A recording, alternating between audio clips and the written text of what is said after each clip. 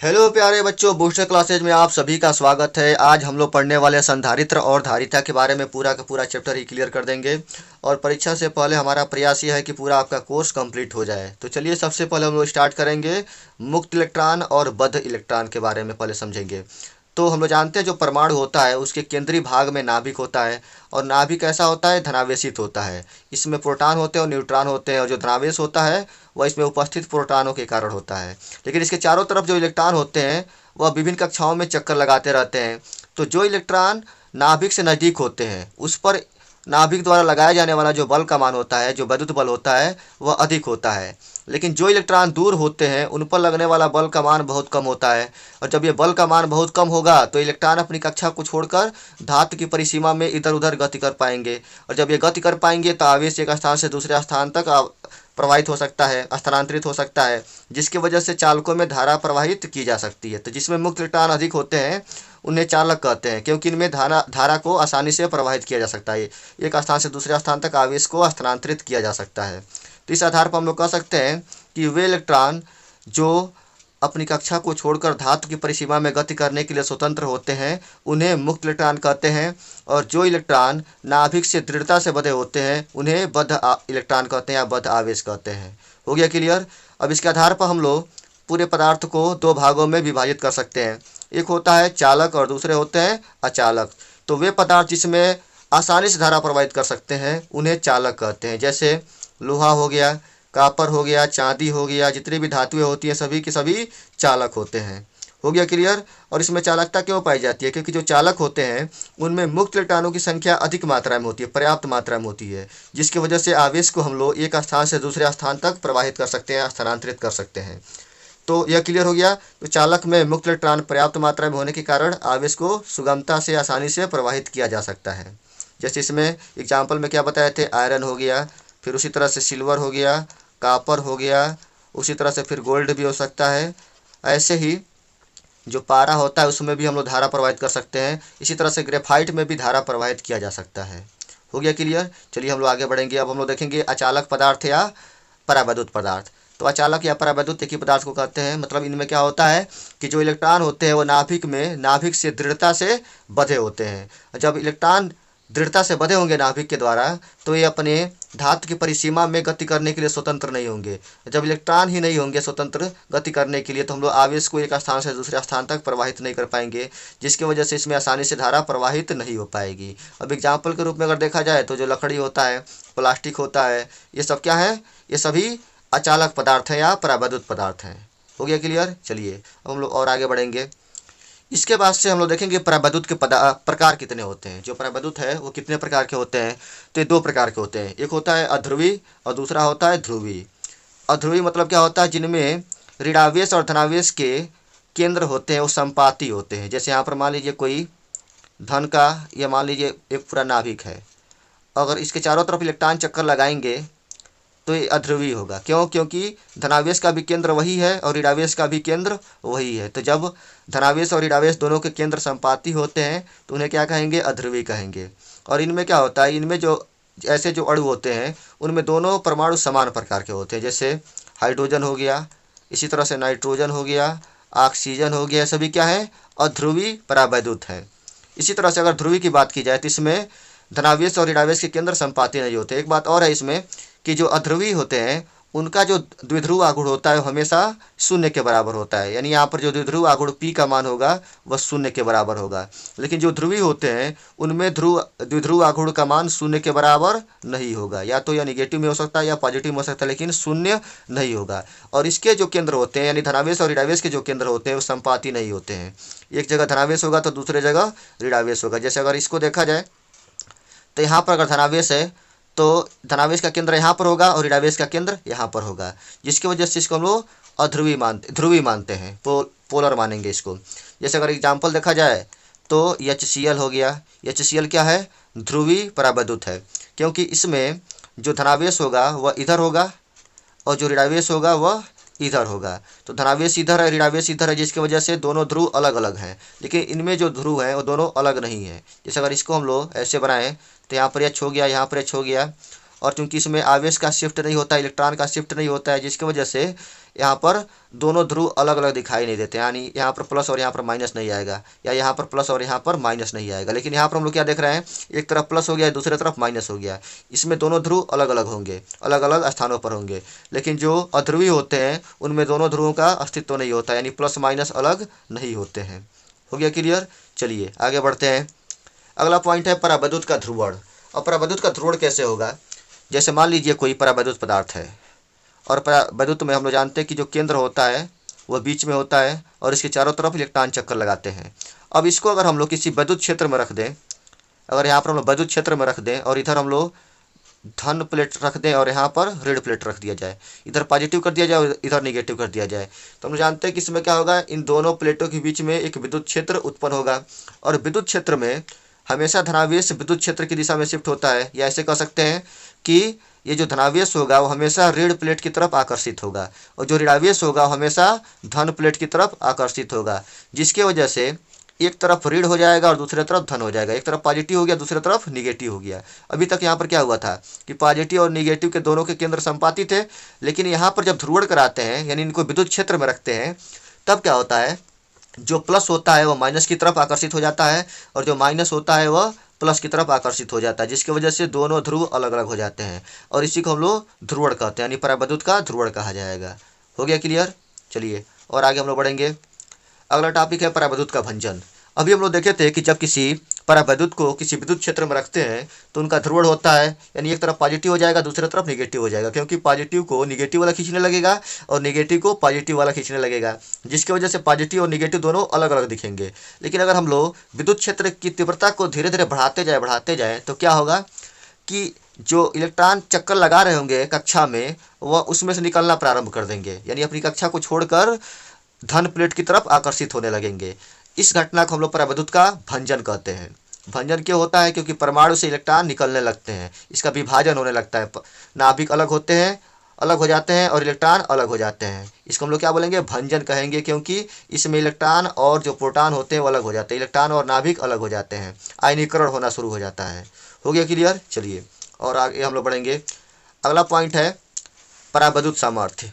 तो इसमें क्या बोला गया है कि विद्युत क्षेत्र की तीव्रता का वह उच्चतम मान, विद्युत क्षेत्र की तीव्रता का वह उच्चतम मान जिसे कोई परावैद्युत बिना भंजन हुए सहन कर सकता है, परावैद्युत सामर्थ्य कहलाता है। तो सबसे पहले हम लोग जब परावैद्युत का ध्रुवण देखे थे तो उसमें हम लोग क्या देखे थे कि जब किसी विद्युत क्षेत्र में किसी परावैद्युत को रखा जाता है तो उनका ध्रुवण हो जाता है, यानी एक तरफ पॉजिटिव को आकर्षित किया जाता है, दूसरी तरफ निगेटिव को आकर्षित किया जाता है। लेकिन अगर हम लोग धीरे धीरे तीव्रता का मान बढ़ाना शुरू कर दें तो क्या होगा, एक समय ऐसा आएगा, तीव्रता के एक ऐसा उच्चतम मान होगा जहाँ तक उसके बाद से वह पदार्थ सहन नहीं कर पाएगा, उसको सहन नहीं कर पाएगा, इसका मतलब उसका भंजन होना प्रारंभ हो जाएगा। तो उसी मान को हम लोग कहते हैं परावैद्युत सामर्थ्य। मतलब देखिए, जैसे मान लीजिए यहाँ पर सबसे पहले 0 विद्युत क्षेत्र आरोपित किया गया था, उसके बाद से धीरे धीरे हम लोग क्या किए, 1 न्यूटन प्रति कूलाम का विद्युत क्षेत्र आरोपित किए, इसको भी सहन कर लिया, 2 आरोपित किए, इसको भी सहन कर लिया, 3 आरोपित किए, इसको भी सहन कर लिया। अगर हो सकता है कि अगर 4 पर इसका भंजन होना प्रारंभ हो जाए, यानी 4 तक अगर सहन कर लेता है, इसके बाद से अगर हम लोग तीव्रता बढ़ाते हैं और भंजन प्रारंभ हो जाता है, तो इसी मान को हम लोग क्या बोलेंगे, इसी मान को हम लोग परावैद्युत सामर्थ्य कहेंगे। तो इसीलिए इसमें क्या बोला गया है कि विद्युत क्षेत्र की तीव्रता का वह उच्चतम मान, उच्चतम मान इसलिए बोला जा रहा है क्योंकि इससे कम वाले सभी तीव्रताओं को यह सहन कर सकता है। लेकिन अगर हम लोग इससे आगे बढ़ते हैं, अगर तीव्रता के मान को इससे अधिक करते हैं, तब यह सहन नहीं कर पाएगा और इसका भंजन शुरू हो जाएगा। तो वह उच्चतम मान जिसे कोई परावैद्युत बिना भंजन हुए सहन कर सकता है। अब चूंकि देखिए यहाँ पर जितना ही तीव्रता कम रहेगी उसको तो सहन कर ही सकता है, लेकिन जो अधिकतम सीमा होती है सहन की, बर्दाश्त की जो सीमा होती है, जो हम लोग यूज करते हैं हमेशा, उसी को क्या बोलेंगे, परावैद्युत सामर्थ्य बोलेंगे। हो गया क्लियर? चलिए अब हम लोग और आगे बढ़ेंगे। उसके बाद से है भंजक विभवांतर। तो भंजक विभवांतर जो होता है वह परावैद्युत सामर्थ्य के तुल्य ही होता है, क्योंकि वह विद्युत क्षेत्र है और यह विभवांतर है। तो जब हम लोग विद्युत क्षेत्र बढ़ाते हैं तो विभवांतर भी बढ़ता जाता है। तो जब विद्युत क्षेत्र बढ़ाएंगे तो क्या होगा, भंजन शुरू हो जाएगा।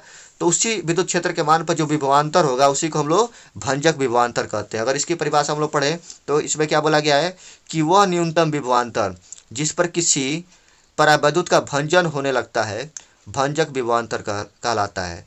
वह न्यूनतम विभवांतर जिस पर किसी परावैद्युत का भंजन होने लगता है, भंजक विभवांतर कहलाता है। अब यहाँ पर कन्फ्यूजन यहाँ से उत्पन्न हो सकती है, उसमें हम क्या बोले हैं, अधिकतम बोले हैं और इसमें क्या बोले हैं, न्यूनतम बोले हैं। तो न्यूनतम इसलिए बोला गया है क्योंकि यह वह पॉइंट है जहाँ से भंजन होना प्रारंभ हो जाता है। जैसे अगर विभवांतर एक पर एक विभवांतर आरोपित किया गया, भंजन नहीं हुआ। फिर उसी तरह से 2 वोल्ट का विभवांतर आरोपित किया गया, भंजन नहीं हुआ। 3 विभवांतर आरोपित किया गया, इस पर भी भंजन नहीं हुआ। मान लीजिए यहाँ पर 4 जब विभवांतर आरोपित किया गया तो भंजन होना प्रारंभ हो गया। तब हम लोग 5 आरोपित करेंगे तब भी भंजन होगा, 6 आरोपित करेंगे तब भी भंजन होगा, 7 आरोपित करेंगे तब भी भंजन होगा। तो इसलिए जो जहाँ से भंजन होना प्रारंभ हो जा रहा है, जिस विभवांतर से, जिस वोल्टेज से भंजन होना प्रारंभ हो जा रहा है, उसी न्यूनतम मान को हम लोग क्या बोलेंगे, उसी को हम लोग भंजक विभवांतर कहते हैं। यहाँ पर न्यूनतम लिया गया है क्योंकि इससे अधिक विभवांतर पर भी भंजन होगा। लेकिन यहाँ पर हम लोग क्या किए थे, यहाँ पर उच्चतम लिए थे क्योंकि यहाँ पर इससे नीचे वाले तीव्रताओं को भी यह सहन कर सकता है। क्लियर हो गया। चलिए आगे बढ़ते हैं। अगला पॉइंट है चालक की धारिता। तो चालक की धारिता किसे कहते हैं, जैसे अगर हम लोग किसी टंकी की धारिता बोलनी होती है तो क्या बोलते हैं कि 1500 लीटर की इसकी धारिता है, यानी उसमें 1500 लीटर पानी ग्रहण किया जा सकता है, रखा जा सकता है। उसी तरह से जो चालक होते हैं उसमें हम लोग आवेश को संचित कर सकते हैं, संग्रहित कर सकते हैं। तो वह जो क्षमता होती है, जो आवेश संग्रहण करने की क्षमता होती है, उसी को हम लोग क्या कहते हैं, चालक की धारिता कहते हैं। तो क्या लिखा गया यहाँ पर, चालक की आवेश ग्रहण करने की क्षमता को चालक की धारिता कहते हैं। आवेश ग्रहण करने की क्षमता जितना ही अधिक होगी, चालक की धारिता उतना ही अधिक मानी जाएगी। हो गया क्लियर। चलिए अब इसी को अगर हम लोग ज्ञात करना चाहें, चूंकि यह एक राशि है और राशि को हम लोग न्यूमेरिकल रूप से, आंकिक रूप से ज्ञात कर सकते हैं। तो अगर इसको हम लोग ज्ञात करना चाहें तो क्या बोलेंगे, C बराबर होता है Q/V। C बराबर क्या होगा, Q/V होगा। तो इस आधार पर हम लोग बोल सकते हैं कि किसी चालक पर संचित आवेश तथा उसके पृष्ठ पर उत्पन्न विभव के अनुपात को चालक की धारिता कहते हैं। क्या बोलेंगे कि किसी चालक पर संचित आवेश या किसी चालक को दिया गया आवेश तथा उस पर उत्पन्न विभव को चालक की धारिता कहते हैं। इसको हम लोग किससे व्यक्त करेंगे, C = Q/V से। और इसी के हिसाब से हम लोग परिभाषा भी बता सकते हैं और हम लोग धारिता का मान ज्ञात कर सकते हैं। हो गया क्लियर। चलिए अब इसके बाद से हम लोग देखेंगे इसका मात्रक और बीमा। तो अभी हम लोग लिखे थे कि C बराबर होता है Q/V। C बराबर क्या होता है, Q/V होता है। तो अब अगर हम लोग को C का मात्रक ज्ञात करना हो तो क्या लिखेंगे, C का मात्रक बराबर हो जाएगा Q का मात्रक और अपान V का मात्रक। क्या हो जाएगा, V का मात्रक। अब इन दोनों का मात्रक हम लोग को पता ही है। Q का मात्रक क्या होता है, Q का मात्रक होता है कूलाम। क्या होगा, कूलाम होगा। और V का मात्रक क्या होगा, इसका मात्रक होता है वोल्ट। तो कूलाम प्रति वोल्ट को हम लोग क्या बोल सकते हैं, संधारित्र की जो धारिता होती है, मतलब किसी चालक की जो धारिता होती है, उसका मात्रक क्या होता है, कूलाम प्रति वोल्ट होता है। C का मात्रक क्या होगा, कूलाम प्रति वोल्ट होगा। और इसी को हम लोग फैरड भी बोलते हैं। क्या बोलेंगे, फैरड बोलते हैं। कूलाम प्रति वोल्ट को ही हम लोग फैरड बोलते हैं, जो कि धारिता का मात्रक होता है। हो गया क्लियर। अब चूंकि एक शब्द में जो भी किसी भी साइंटिस्ट के नाम पर आधारित मात्रक होते हैं, उनका परिभाषा भी एग्जाम में पूछा जा सकता है। तो अगर हम लोग 1 फैरड का परिभाषा बताना चाहते हो तो क्या लिखेंगे, चूँकि अभी हम लोग देखे थे कि C बराबर होता है Q/V। अगर हम लोग यहाँ पर C के स्थान पर 1 फैरड लिख दें, चूँकि C का मात्रक क्या है, फैरड है। अगर हम लोग 1 फैरड प्राप्त करना चाहते हो तो क्या करेंगे, यहाँ पर Q का मान भी एकांक में लेना पड़ेगा, यूनिट में लेना पड़ेगा। तो आवेश कितना लेना है, आवेश लेना है 1 कूलाम। कितना आवेश लेना है, 1 कूलाम लेना है। और विभव कितना लेना है, विभव भी हम लोग को 1 वोल्ट ही लेना है।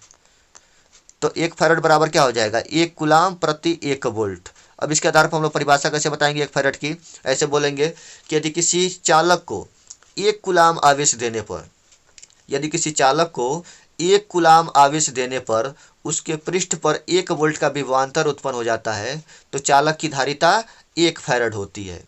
फिर से सुनिए, यदि किसी चालक को 1 कूलाम आवेश देने पर उसके पृष्ठ पर 1 वोल्ट का विभव उत्पन्न हो जाता है तो उस चालक की धारिता 1 फैरड के बराबर होती है। हो गया क्लियर। चलिए अब हम लोग ज्ञात करेंगे बीमा। हम लोग क्या ज्ञात करेंगे, बीमा ज्ञात करने वाले हैं। तो बीमा ज्ञात करने के लिए इसी फार्मूले का प्रयोग करेंगे और लिखेंगे C की बीमा। क्या लिखना है, C की बीमा बराबर ये हो जाएगा, सबसे पहले थोड़ा सा इसमें जगह बना लिया जाए।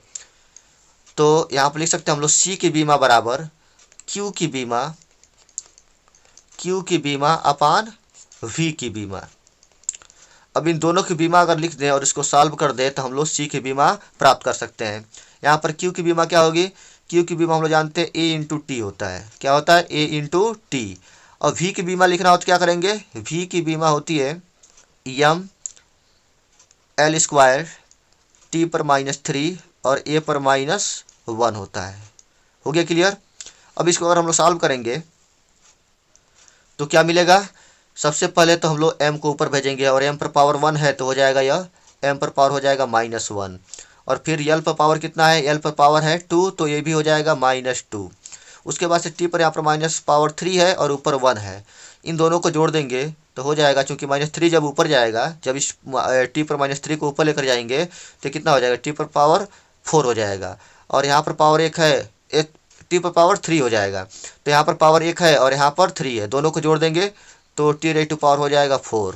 उसके बाद से यहाँ पर a पर 1 है, लेकिन जब यह a पर -1 को ऊपर लेकर जाएंगे तो ये भी +1 हो जाएगा, चिन्ह बदल जाएगा। तो यहाँ पर भी 1 मिलेगा और यहाँ पर भी 1 है, यानी ये हो जाएगा a स्क्वायर के बराबर हो गया। हो गया क्लियर। चलिए आगे बढ़ते हैं। अगला एक एग्जाम्पल दिया गया है। एग्जाम्पल में क्या बोला जा रहा है कि यदि C बराबर 1 माइक्रोफैरड धारिता का एक संधारित्र अधिकतम वोल्टेज V बराबर 6.0 किलो वोल्ट वहन कर सकता है तो संधारित्र पर आवेश की मात्रा ज्ञात कीजिए। तो सबसे पहले हम लोग यह देख लेंगे कि इसमें कौन कौन राशियां दी गई हैं। तो यहाँ पर C का मान कितना है, C का मान दे दिया गया है 1 माइक्रोफैरड। 1 माइक्रोफैरड है तो इसको हम लोग सबसे पहले तो क्या करेंगे, इसको चेंज कर देंगे पहले फैरड में। तो अगर इसको फैरड में चेंज करना है तो माइक्रो के लिए हम लोग क्या लिखते हैं, 10 रेज़ टू पावर -6 लिखते हैं, इतना फैरड हो गया। उसके बाद से यहाँ पर जो V का मान है वह दे दिया गया है 6 किलोवाट, 6 किलो वोल्ट। और किलो को जब हम लोग चेंज करेंगे, सबसे पहले तो इसको लिख देते हैं, यहाँ पर किलो हो गया और यहाँ पर ये वोल्ट हो गया। जब इसको हम लोग वोल्ट में चेंज करेंगे तो 6 गुणे किलो के लिए क्या होता है, 10 पर 3 लिख देते हैं और इतना ये वोल्ट हो जाएगा। अब कह रहा है तो संधारित्र पर आवेश की मात्रा ज्ञात कीजिए। अभी हम लोग देखे थे कि C बराबर होता है Q/V। अब यदि हम लोग को Q का मान ज्ञात करना हो तो V को इधर भेजना पड़ेगा और तब Q का मान हो जाएगा C इंटू V। अब इसमें C और V दोनों का अगर मान ज्ञात कर देंगे, इसमें रख देंगे तो Q का मान भी ज्ञात हो जाएगा। तो Q बराबर हो जाएगा, C का मान कितना है, C का मान दे दिया गया है 1 इंटू 10 रेज़ टू पावर -6। उसके बाद से फिर V का मान कितना दिया गया है, तो यह दे दिया गया है 6 इंटू 10 रेज़ टू पावर 3। अब इन दोनों का अगर गुणा कर देंगे तो 6 और 1 का गुणा करेंगे तो हो जाएगा यह 6 ही होगा।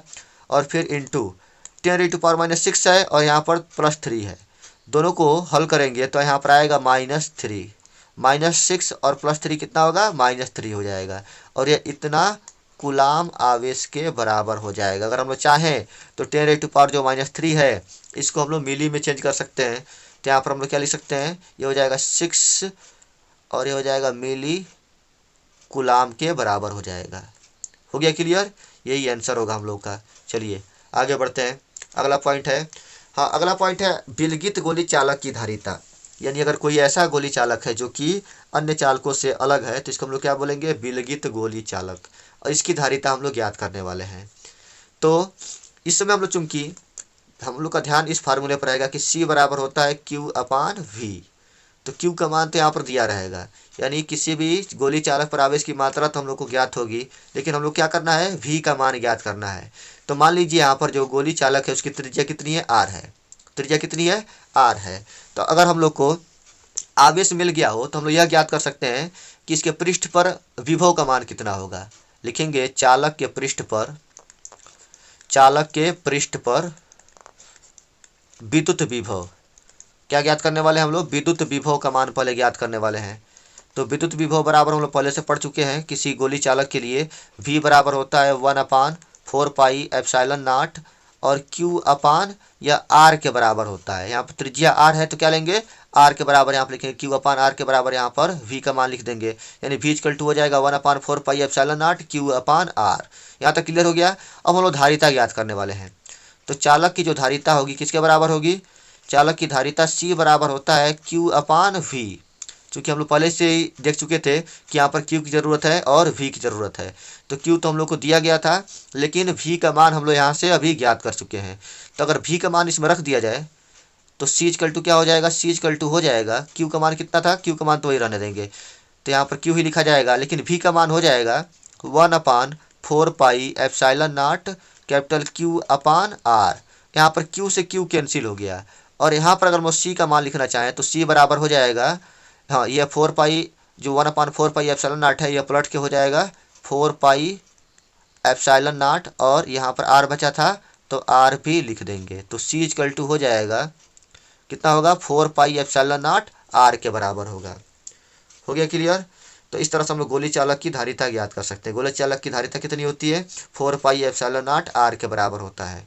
यहाँ पर जो 4πε0, ये जो 4πε0 है यह क्या है, कांस्टेंट है, और ये R क्या है, त्रिज्या है। तो हम इस तरह से देख सकते हैं कि जो धारिता होती है वह त्रिज्या के अनुक्रमानुपाती होती है।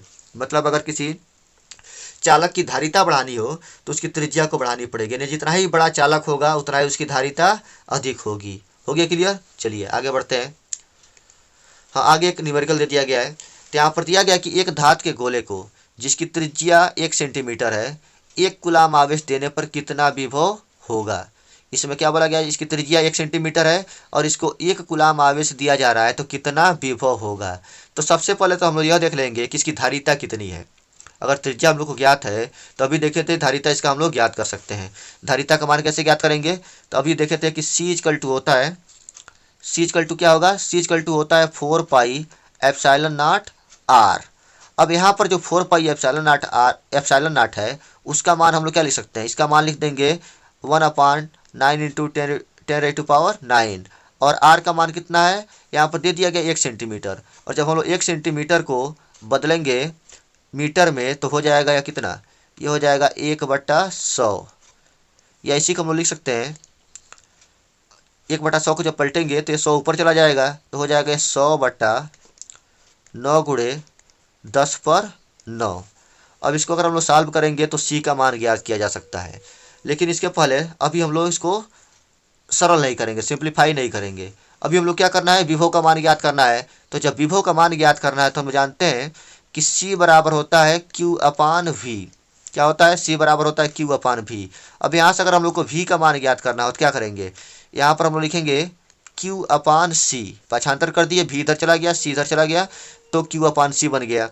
Q का मान कितना मिला हम लोग को, 1 कूलाम के बराबर है। Q का मान है 1 कूलाम, और C का मान अभी हम लोग को मिला है, ये होता है 100। हाँ, 100 को हम लोग क्या लिख सकते हैं, 100 को लिख देंगे 10⁻², और अपान में है 9 × 10⁻9। जब इसको हम लोग ऊपर भेजेंगे यह पूरा पलटेगा और यह बन जाएगा फिर 9 × 10⁻9, और अपान यहाँ पर दिया गया 10⁻², 10 स्क्वायर है। अब यहाँ पर हम लोग 9 में से जब 2 को घटाएंगे तो हो जाएगा यह 9 × 10⁻7 वोल्ट के बराबर यहाँ पर हम लोग को विभव प्राप्त होगा। कितना विभव मिलेगा, तो 9 × 10⁻7 वोल्ट के बराबर विभव प्राप्त हो जाएगा। तो इसमें हम लोग 2 स्टेप फॉलो किए हैं। सबसे पहले तो धारिता ज्ञात कर लिए हैं, जो गोली चालक की धारिता है उस वाले फार्मूले से हम लोग धारिता ज्ञात कर लिए। धारिता ज्ञात करने के बाद से जानते हैं कि C बराबर होता है Q/V।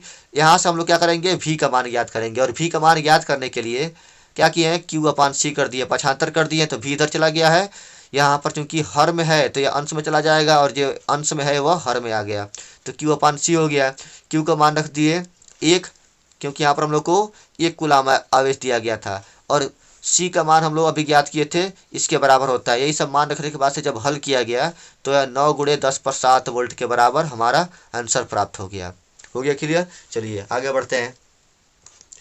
अगला टॉपिक है आवेशित चालक की स्थितिज ऊर्जा। हम लोग क्या करने वाले हैं, किसी आवेशित चालक की स्थितिज ऊर्जा ज्ञात करने वाले हैं। तो हम लोग प्रारंभ से ही पढ़ते आ रहे हैं कि स्थितिज ऊर्जा क्या होती है, यह किए गए कार्य के बराबर होता है। यानी जो भी हम लोग कार्य करते हैं वह किसी वस्तु में स्थितिज ऊर्जा के रूप में संचित हो जाती है।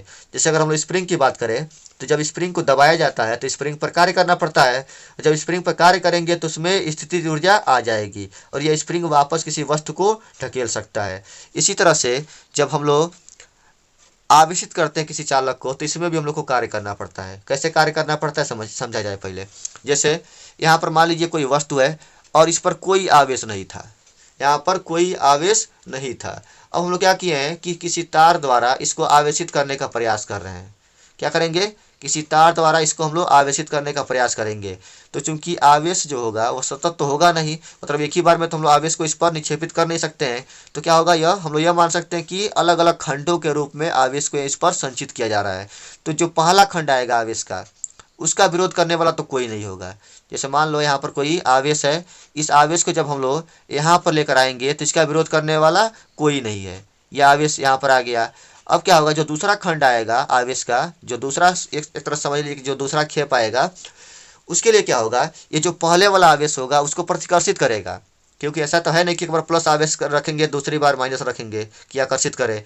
जब हम लोग आवेशित करेंगे तो समान प्रकार के आवेश से आवेशित करेंगे। तो जो पहला खंड होगा वह दूसरे खंड पर क्या करेगा, बल आरोपित करेगा, प्रतिकर्षण आरोपित करेगा, जिसके वजह से इसको अगर यहाँ पर लाना है तो कार्य करना पड़ेगा। क्या करना पड़ेगा, कार्य करना पड़ेगा, क्योंकि बल के विरुद्ध जब विस्थापन होता है तो वहाँ पर कार्य होता है। जब इसको हम लोग किसी तरह से इस पर निक्षेपित कर दिए, अब जब तीसरा खेप आएगा आवेश का, तब क्या होगा कि ये दोनों मिलकर उसको प्रतिकर्षित करेंगे। जैसे पहला वाला खंड दूसरे वाले को प्रतिकर्षित किया था, उसी तरह से ये दोनों मिलकर क्या करेंगे, तीसरे खंड को प्रतिकर्षित करेंगे, जिसकी वजह से धीरे धीरे बल का मान बढ़ता जाएगा। और जितना ही हम लोग आवेश निक्षेपित करते जाएंगे उतना ही हम लोग को कार्य करना पड़ेगा। हो गया क्लियर? तो इसी कार्य को हम लोग याद करने वाले हैं। तो सबसे पहले तो हम लोग जानते हैं कि जो V होता है, V किसके बराबर होता है, W/Q के बराबर होता है। V का मान होता है W/Q के बराबर ही होगा। अब अगर हम लोग को आवेश निक्षेपित करना है तो कार्य ज्ञात करना है। और कार्य कैसे ज्ञात करेंगे, मान लेते हैं कि एक अल्पखंड है आवेश का और उसको हम लोग संचित कर रहे हैं किसी चालक पर। तो अगर कार्य ज्ञात करना है तो क्या लिखा जाएगा, यहाँ पर हो जाएगा dW बराबर V इंटू DQ। क्या हो जाएगा, dW बराबर V इंटू DQ। यह तो अल्प आवेश के लिए हो गया। अब अगर हम लोग को पूरा आवेश निक्षेपित करना है, संचित करना है, तो क्या करना पड़ेगा, इंटीग्रेशन करेंगे। अब यदि दोनों पक्षों का इंटीग्रेशन कर दिया जाए तो जो W का मान होगा वह हो जाएगा किसके बराबर, यहाँ पर लिखना पड़ेगा हम लोग को इंटीग्रेशन ओवर 0 टू Q। कितना आवेश निक्षेपित किया जा रहा है, तो 0 से लेकर Q तक इसको हम लोग इस पर आवेश को संचित कर रहे हैं। पहले आवेश 0 था और अंत में आवेश कैपिटल Q हो गया। और यहाँ पर हम लिखेंगे V इंटू DQ। हो गया क्लियर? अब यहाँ पर हम लोग देख रहे हैं कि जो V है वह Q के अनुसार तो परिवर्तित हो नहीं रहा है, मतलब इसमें Q वाला कोई भी पद दिखाई नहीं दे रहा है। लेकिन एक तरीका है, हम लोग क्या कर सकते हैं, इसको Q के पदों में व्यक्त कर सकते हैं। कैसे, तो हम लोग देखे थे कि C बराबर होता है Q/V। C बराबर क्या होता है, Q/V होता है। अब यहाँ से अगर हम लोग को V का मान ज्ञात करना हो, V का मान लिखना हो, तो V बराबर क्या होगा, V बराबर हो जाएगा Q/C। तो इस समय हम लोग लिखेंगे W बराबर integration over 0 to capital Q, और V के स्थान पर लिखना है Q/C। क्या लिखेंगे, Q/C लिखेंगे, और जो DQ था उसको वैसे ही उतार देंगे। अब यहाँ पर अब सही मिल गया। यहाँ पर जो फंक्शन है वो भी Q के पद में है, और जिसके सापेक्ष इंटीग्रेशन करना है वो भी Q के पद में ही है। तो अगर हम लोग Q/C का Q के सापेक्ष इंटीग्रेशन करें तो इसमें हम लोग देख रहे हैं कि जो 1/C है वो तो कांस्टेंट है। ये क्या है, ये कांस्टेंट है, और कांस्टेंट होने की वजह से हम लोग क्या कर सकते हैं, इसको इंटीग्रेशन के चिन्ह से बाहर निकाल सकते हैं। यानी इसको हम लिख सकते हैं 1/C, और इंटीग्रेशन ओवर हो जाएगा यह 0 टू कैपिटल Q के बराबर हो जाएगा। और अंदर सिर्फ क्या बचेगा, अंदर बचेगा Q और इंटू DQ। हो गया क्लियर?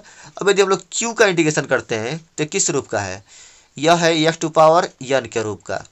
और हम लोग जानते हैं कि अगर x⁴n हो तो इसका इंटीग्रेशन हो जाता है x⁴n+1/n+1, ऐसा हो जाता है। तो क्या करेंगे, एक मिनट इसको पहले हटा लेते हैं।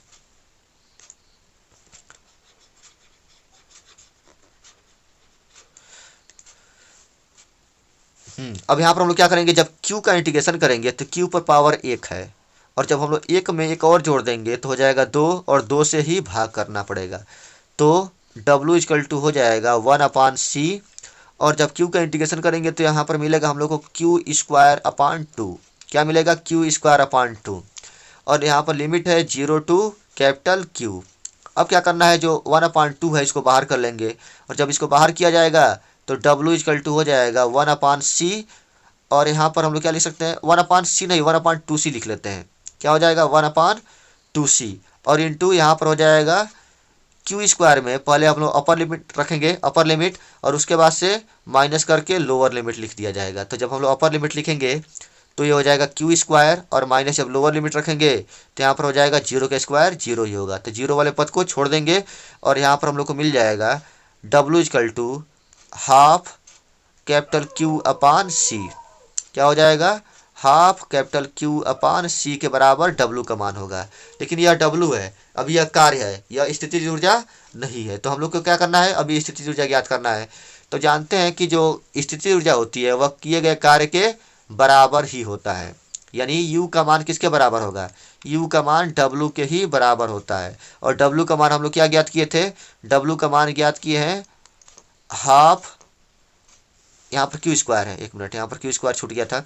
हाँ, तो यहाँ पर क्या हो जाएगा? Half Q square upon C के बराबर यह u का मान हम लोग को प्राप्त होगा। हो गया क्लियर?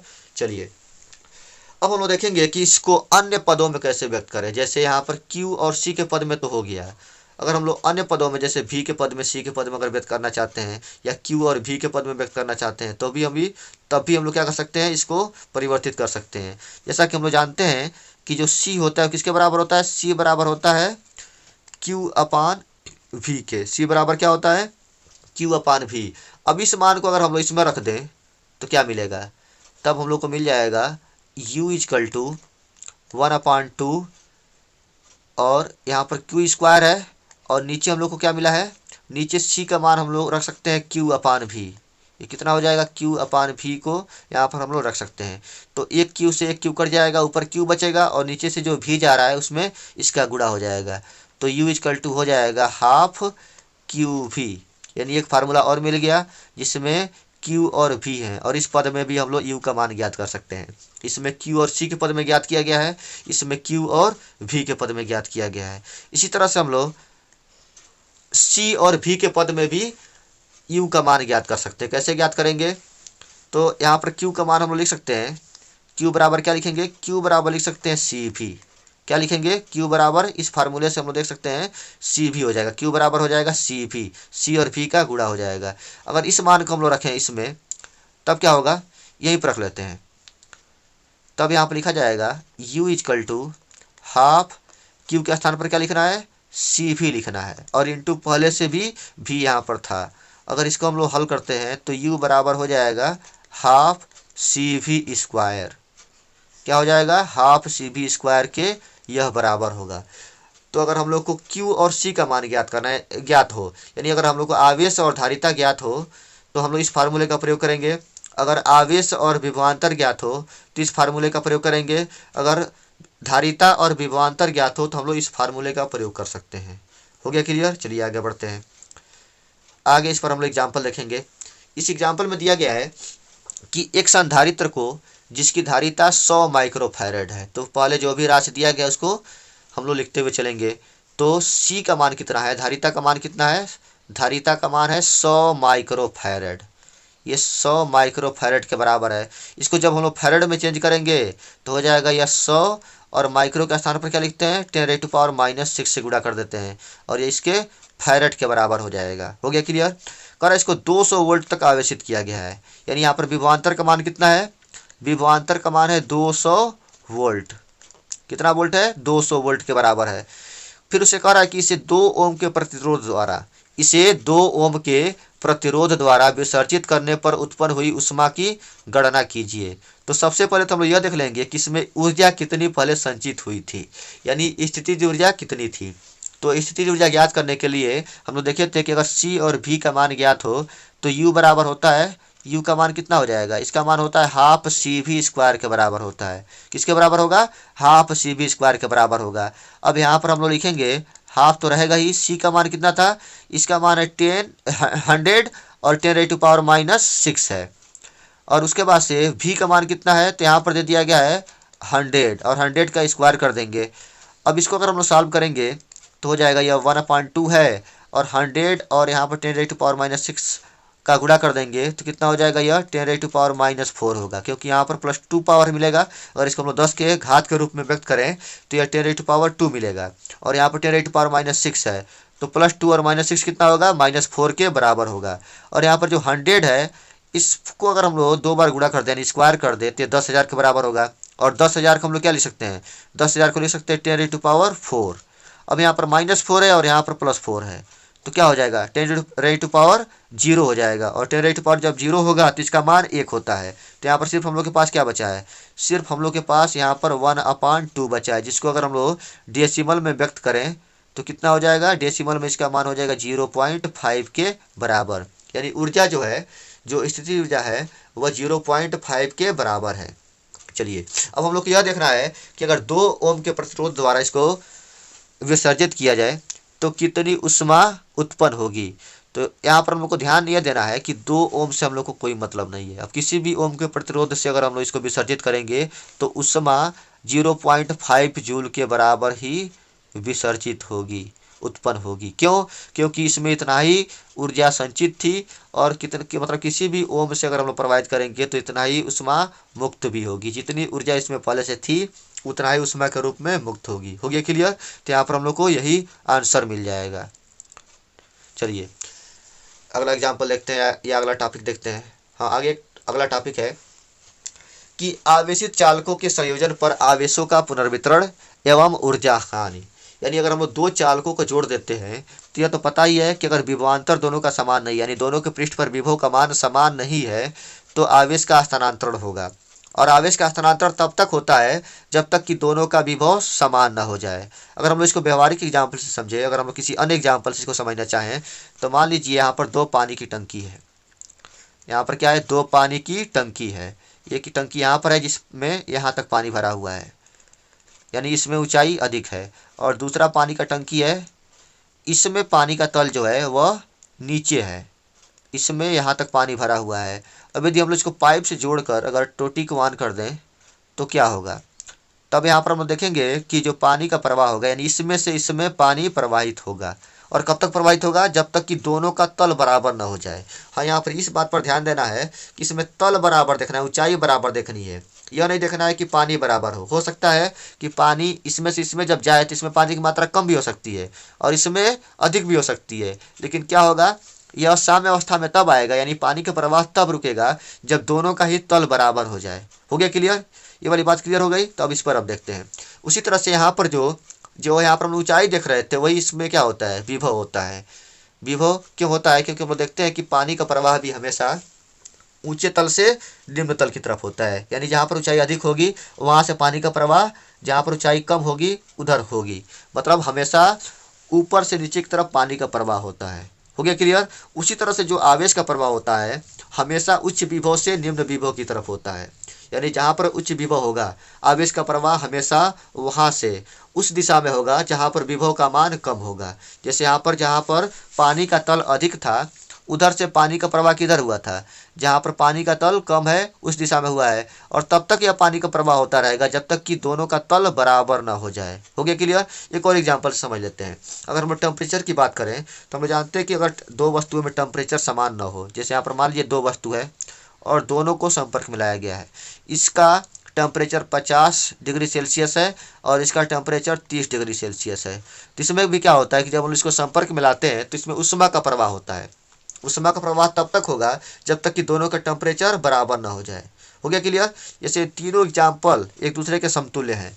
क्यों? क्योंकि इसमें एक ऐसे पॉइंट पर हम लोग पहुँचते हैं जहाँ पर दोनों का ही एक, जैसे यहाँ पर अगर विभव की बात करें तो विभव समान हो जाता है, इसमें दोनों का तल समान हो जाता है और इसमें दोनों का टेम्परेचर समान हो जाता है। इस एग्जाम्पल में दोनों का टेम्परेचर समान हो जाता है। तो हम लोग को फोकस करना है इस पर। तो इसमें आवेश का प्रवाह तब तक होता रहेगा जब तक कि विभव का मान समान न हो जाए। तो मान लेते हैं कि जो दोनों वस्तु हैं उस पर अलग अलग आवेश है। पहले वाले पर कितना आवेश है, Q1 आवेश है, दूसरे वाले पर Q2 आवेश है। सबसे पहले तो इसको क्या करेंगे, इसको सबसे पहले हम लोग मिटा लेंगे।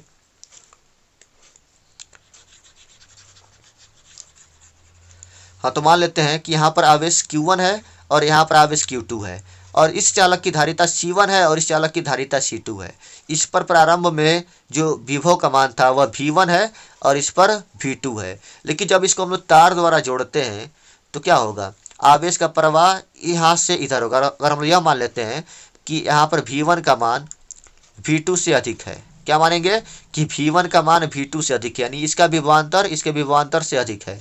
तो जब हम लोग चालक से इन दोनों को जोड़ेंगे तो हमेशा आवेश का प्रवाह A से B की तरफ होगा, क्योंकि आवेश का प्रवाह हमेशा उच्च विभव से निम्न विभव की तरफ होता है। तो यहाँ पर पहले आवेश Q1 था और इस पर आवेश Q2 था, लेकिन जब इसको जोड़ा गया तो कुछ आवेश इस पर से इस पर चला जाएगा, जिसके वजह से यहाँ पर जो आवेश होगा वह Q1 नहीं होगा, Q1 डैश होगा। क्या लिखेंगे? Q1 डैश लिखेंगे। और यहाँ पर जो आवेश होगा उसको हम लोग क्या मानेंगे? Q2 डैश मानेंगे। हो गया क्लियर? यहाँ पर दोनों का विभव, आवेश का प्रवाह तब तक होता रहेगा जब तक कि दोनों का विभव समान न हो जाए। तो यहाँ पर हम लोग विभव V1 और V2 नहीं लिखने वाले हैं। क्या लिखेंगे? दोनों का विभव समान लिखेंगे। इसका विभव V है और इसका भी विभव V है, और इसी विभवांतर को हम लोग क्या बोलते हैं? उभयनिष्ठ विभव कहते हैं। उभयनिष्ठ विभव क्यों बोलेंगे? क्योंकि दोनों का ही विभव सेम है। और जो यहाँ पर धारिता होगी, धारिता तो बदलेगी नहीं। भले से हम लोग आवेश को कितना भी प्रवाहित कर दें, लेकिन धारिता उतना ही रहेगी। यानी अगर यह इसकी धारिता C1 थी तो C1 ही रहेगी, इसकी धारिता C2 थी तो C2 ही रहेगी। हो गया क्लियर? चलिए अब हम लोग शुरू करेंगे। तो सबसे पहले यह देखेंगे कि जब चालकों को जोड़ने से पहले जो आवेश था वह कितना था। तो ऐसे लिखेंगे, चालकों को जोड़ने से पहले, एक ही बार में हम लोग दोनों का ज्ञात करेंगे। जोड़ने से पहले सीधे हम क्या लिखेंगे? यहाँ पर लिखेंगे जोड़ने से पहले। जोड़ने से पहले जो आवेश का मान है वह सबसे पहले ज्ञात किया जाएगा। क्या लिखेंगे? कुल आवेश। जोड़ने से पहले कुल आवेश का मान कितना होगा? इसको मान लेते हैं Q के बराबर है, और Q बराबर हो जाएगा Q1 प्लस Q2। कितना होगा? Q1 plus Q2। अब यदि हम लोग Q1 का मान लिखे तो हम लोग जानते हैं Q बराबर होता है CV। तो यहाँ पर चूंकि धारिता C1 है तो C1 लिखेंगे, और विभवांतर जो विभव है वह V1 है तो V1 लिखेंगे। यानी कि कितना हो जाएगा? Q1 बराबर हो जाएगा C1 इंटू V1, और Q2 बराबर क्या होगा? Q2 बराबर हो जाएगा C2 इंटू V2। हो गया क्लियर? यानी जोड़ने से पहले जो आवेश था वह किसके बराबर था? वह कुल आवेश Q1 प्लस Q2 के बराबर था, जिसमें मान रखा गया तो यह C1 V1 plus C2 V2 के बराबर हो गया। अब हम लोग देखेंगे जोड़ने के बाद इसका आवेश कितना है। क्या लिखना है? जोड़ने के बाद, यानी दोनों चालकों को जोड़ने के बाद आवेश का मान हम लोग ज्ञात करेंगे। जोड़ने के बाद आवेश।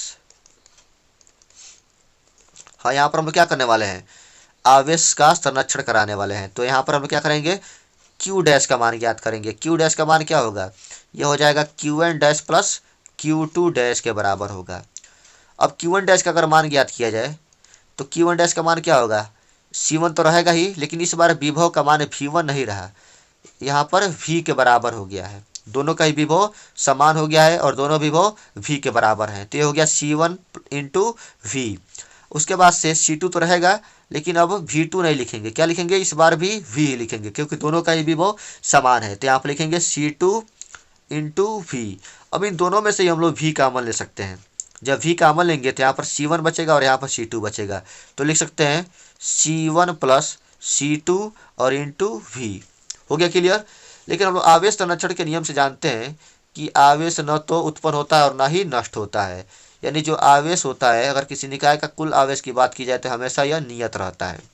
यानी लिखेंगे यहाँ पर आवेश संरक्षण के नियम से, आवेश संरक्षण के नियम से, या सीधे लिखते रहे आवेश संरक्षण से।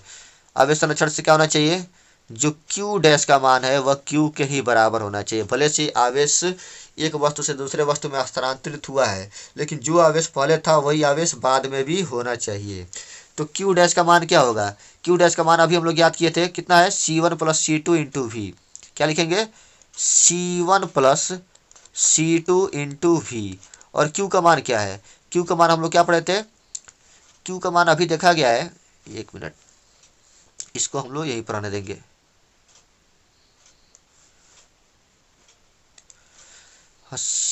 Q का मान कितना है? यह C1 V1 plus C2 V2 के बराबर है। अब यहाँ पर क्या करेंगे? जो V का मान है उसका अगर मान हम लोग को ज्ञात करना है तो क्या करना पड़ेगा? C1 प्लस C2 को दूसरे साइड में भेजना पड़ेगा, और यहाँ पर जो V का मान होगा, यानी जो उभयनिष्ठ विभव होगा, यहीं पर हम लिखना प्रारंभ कर दे रहे हैं। तो यहाँ पर हो जाएगा उभयनिष्ठ विभव। क्या लिखेंगे? उभयनिष्ठ विभव का जो मान होगा वह किसके बराबर होगा? वो हो जाएगा V equal to C1 plus C2 को दूसरे साइड में भेज देंगे तो हो जाएगा यह C1 V1 plus C2 V2 अपान C1 प्लस क्या हो जाएगा? C1 plus C2। यानी अगर हम लोग को उभयनिष्ठ विभव का मान ज्ञात करना है तो क्या करेंगे? C1 V1 plus C2 V2 में C1 प्लस C2 से भाग दे देंगे। हो गया क्लियर? कोई दिक्कत है इसमें? इसमें क्या किया गया है, पहले जोड़ने से पहले आवेश का मान ज्ञात कर लिया गया है, उसके बाद से जोड़ने के बाद आवेश का मान ज्ञात कर लिया गया है, और आवेश संरक्षण से दोनों को बराबर दिखाकर यहाँ से हम लोग v का मान ज्ञात कर लिए हैं। चलिए अब हम लोग देखेंगे इसमें कि आवेश स्थानांतरित कितना हुआ है, यानी एक वस्तु से दूसरे वस्तु में कितना आवेश स्थानांतरित हुआ है। चलिए तो सबसे पहले हम लोग यह देखते हैं कि पहले आवेश यहाँ पर Q1 था और बाद में आवेश कितना हो गया, इसको पहले ज्ञात कर लिया जाएगा। लिखेंगे जो Q1 डैश का मान होगा उसको पहले हम लोग लिखेंगे। Q1 डैश का मान कैसे ज्ञात करेंगे, Q1 डैश बराबर हो जाएगा C1 इंटू वी। क्या लिखेंगे, C1 इंटू वी, क्योंकि Q बराबर होता है C भी, लेकिन यहाँ पर इस चालक की बात की जा रही है तो C1 लिखेंगे और इंटू वी लिखेंगे, क्योंकि यहाँ पर धारिता है वह C1 के बराबर है और जो विभव का मान है वह V के बराबर है। तो C1 को तो ऐसे रहने देंगे, लेकिन यहाँ पर जो V का मान है वह यहाँ से लिख देंगे। V का मान क्या मिला था, C1 V1 plus C2 V2 अपान C1 प्लस C2, यह मान रखा जाए इसमें। तो यहाँ पर लिखेंगे तो हो जाएगा यह C1 V1 plus C2 V2 अपान C1 प्लस C2। हो गया क्लियर? तो पहले आवेश इसमें Q1 था, बाद में आवेश कितना हो गया, Q1 डैश हो गया, और इसका मान कितना है C1 into C1 V1 plus C2 V2 अपान C1 प्लस C2 के बराबर है। और जो पहले आवेश था उसका भी मान हम लोग C और V के पद में पहले लिख लेंगे, यानी धारिता और विभव के पद में लिखेंगे। तो यहाँ पर जो Q1 था उसका मान हो जाएगा कितना, ये हो जाएगा C1 इंटू V1 के बराबर होगा। किसके बराबर होगा, C1 इंटू V1 के बराबर होगा। लेकिन हम लोग को इसमें स्थानांतरित आवेश का मान ज्ञात करना है। अगर स्थानांतरित आवेश का मान ज्ञात करना है तो इसको हम लोग DQ लिखेंगे। क्या लिखा जाएगा, DQ लिखा जाएगा। तो पहले आवेश अधिक था, अगर इसकी बात की जाए तो इसमें पहले आवेश अधिक था लेकिन बाद में आवेश कम हो गया, क्योंकि कुछ आवेश इस पर से इस पर चले गए, यानी A से B पर चले गए। अब यहाँ पर अगर हम लोग Q1 में से Q1 डैश घटा दें तो डेल्टा Q का मान ज्ञात कर सकते हैं। तो यहाँ पर लिखेंगे Q1 माइनस Q1 डैश। अब दोनों का मान रखेंगे, दोनों का मान रखा जाएगा तो हम लोग डेल्टा Q का मान ज्ञात कर सकते हैं। Q1 का मान कितना है, Q1 का मान है C1 V1 minus Q1 dash का मान कितना है, तो अभी हम लोग देखे थे, इसका मान है C1 into C1 V1 plus C2 V2 अपान C1 प्लस C2। कितना हो जाएगा, C1 प्लस C2 के बराबर होगा। अगर इसको सॉल्व करना है तो इसके हर से इसमें गुणा करना पड़ेगा, तो ये हो जाएगा कितना, ये हो जाएगा C1 स्क्वायर V1। उसके बाद से फिर हाँ यहाँ पर V2 नहीं है, क्या होगा यहाँ पर हम लोग C2 लिखेंगे। क्या लिखा जाएगा, C2 लिखा जाएगा। C1 प्लस C2 के बराबर है। तो C1 का गुणा करेंगे C1 V1 में तो हो जाएगा C1 स्क्वायर V1। फिर इसी तरह से C2 का जब इसमें गुणा करेंगे तो ये हो जाएगा प्लस C1 C2 और इंटू V1। उसके बाद से माइनस यहाँ पर C1 का इसमें गुणा कर देना है, दोनों में गुणा कर देंगे। तो C1 का जब इसमें गुणा होगा तो किसके बराबर होगा, जब C1 का हम लोग इसमें गुणा करेंगे तो हो जाएगा यह C1 स्क्वायर V1 फिर minus C1 C2 into V2 और अपान में होगा C1 प्लस C2। कितना हो जाएगा, यह C1 प्लस C2 के बराबर होगा। हो गया क्लियर? चलिए अब इसमें हम लोग क्या देख रहे हैं, इसमें देख रहे हैं कि ये वाला जो पद है वह दोनों में सेम है, लेकिन यह पॉजिटिव है और यह निगेटिव है, तो इससे यह कैंसिल हो गया। अब क्या बचा है, इन दोनों में C1 C2 कॉमन दिख रहा है। क्या दिख रहा है, C1 C2 कॉमन दिख रहा है, तो क्यों ना हम लोग इसको बाहर निकाल लें। तो यहाँ पर अगर हम लोग C1 C2 को बाहर निकाल लेंगे तो क्या बचेगा, यहाँ पर बचेगा V1 माइनस V2 अपान C1 प्लस C2। इसको हम लोग ऐसे भी लिख सकते हैं कि जो डेल्टा Q का मान है वह हो जाएगा C1 C2 upon C1 plus C2 और इंटू V1 माइनस V2 के बराबर होगा। यानी स्थानांतरित आवेश का मान हम लोग इस फार्मूले से ज्ञात कर सकते हैं, इस व्यंजक से ज्ञात कर सकते हैं। हो गया क्लियर? डेल्टा Q बराबर होगा C1 C2 upon C1 plus C2 और इंटू V1 माइनस V2 के बराबर इसका मान हो जाएगा। चलिए अब हम लोग अगला टॉपिक देखेंगे। अगला में हम लोग क्या देखने वाले हैं, विभव परिवर्तन देखने वाले हैं, यानी पहले विभव कितना था बाद में विभव कितना था, उसी के अंतर को हम लोग ज्ञात करने वाले हैं। तो सबसे पहले हम लोग यह देखेंगे कि पहले विभव कितना था। पहले विभव कितना था, V1 के बराबर था। पहले विभव कितना था, V1 के बराबर था। बाद में विभव कितना है, तो बाद में विभव V के बराबर है। तो अगर हम लोग को डेल्टा V का मान ज्ञात करना हो, क्या ज्ञात करेंगे, डेल्टा V का मान अगर हम लोग को ज्ञात करना है तो लिखेंगे V1 माइनस V। क्या लिखना है, V1 माइनस V लिखना है, क्योंकि पहले जो विभवांतर था वह अधिक था और जो बाद में जो विभव है वह कम है, इसलिए दोनों का अंतर ज्ञात करेंगे, यानी अधिक वाले में से कम वाले को घटा देंगे।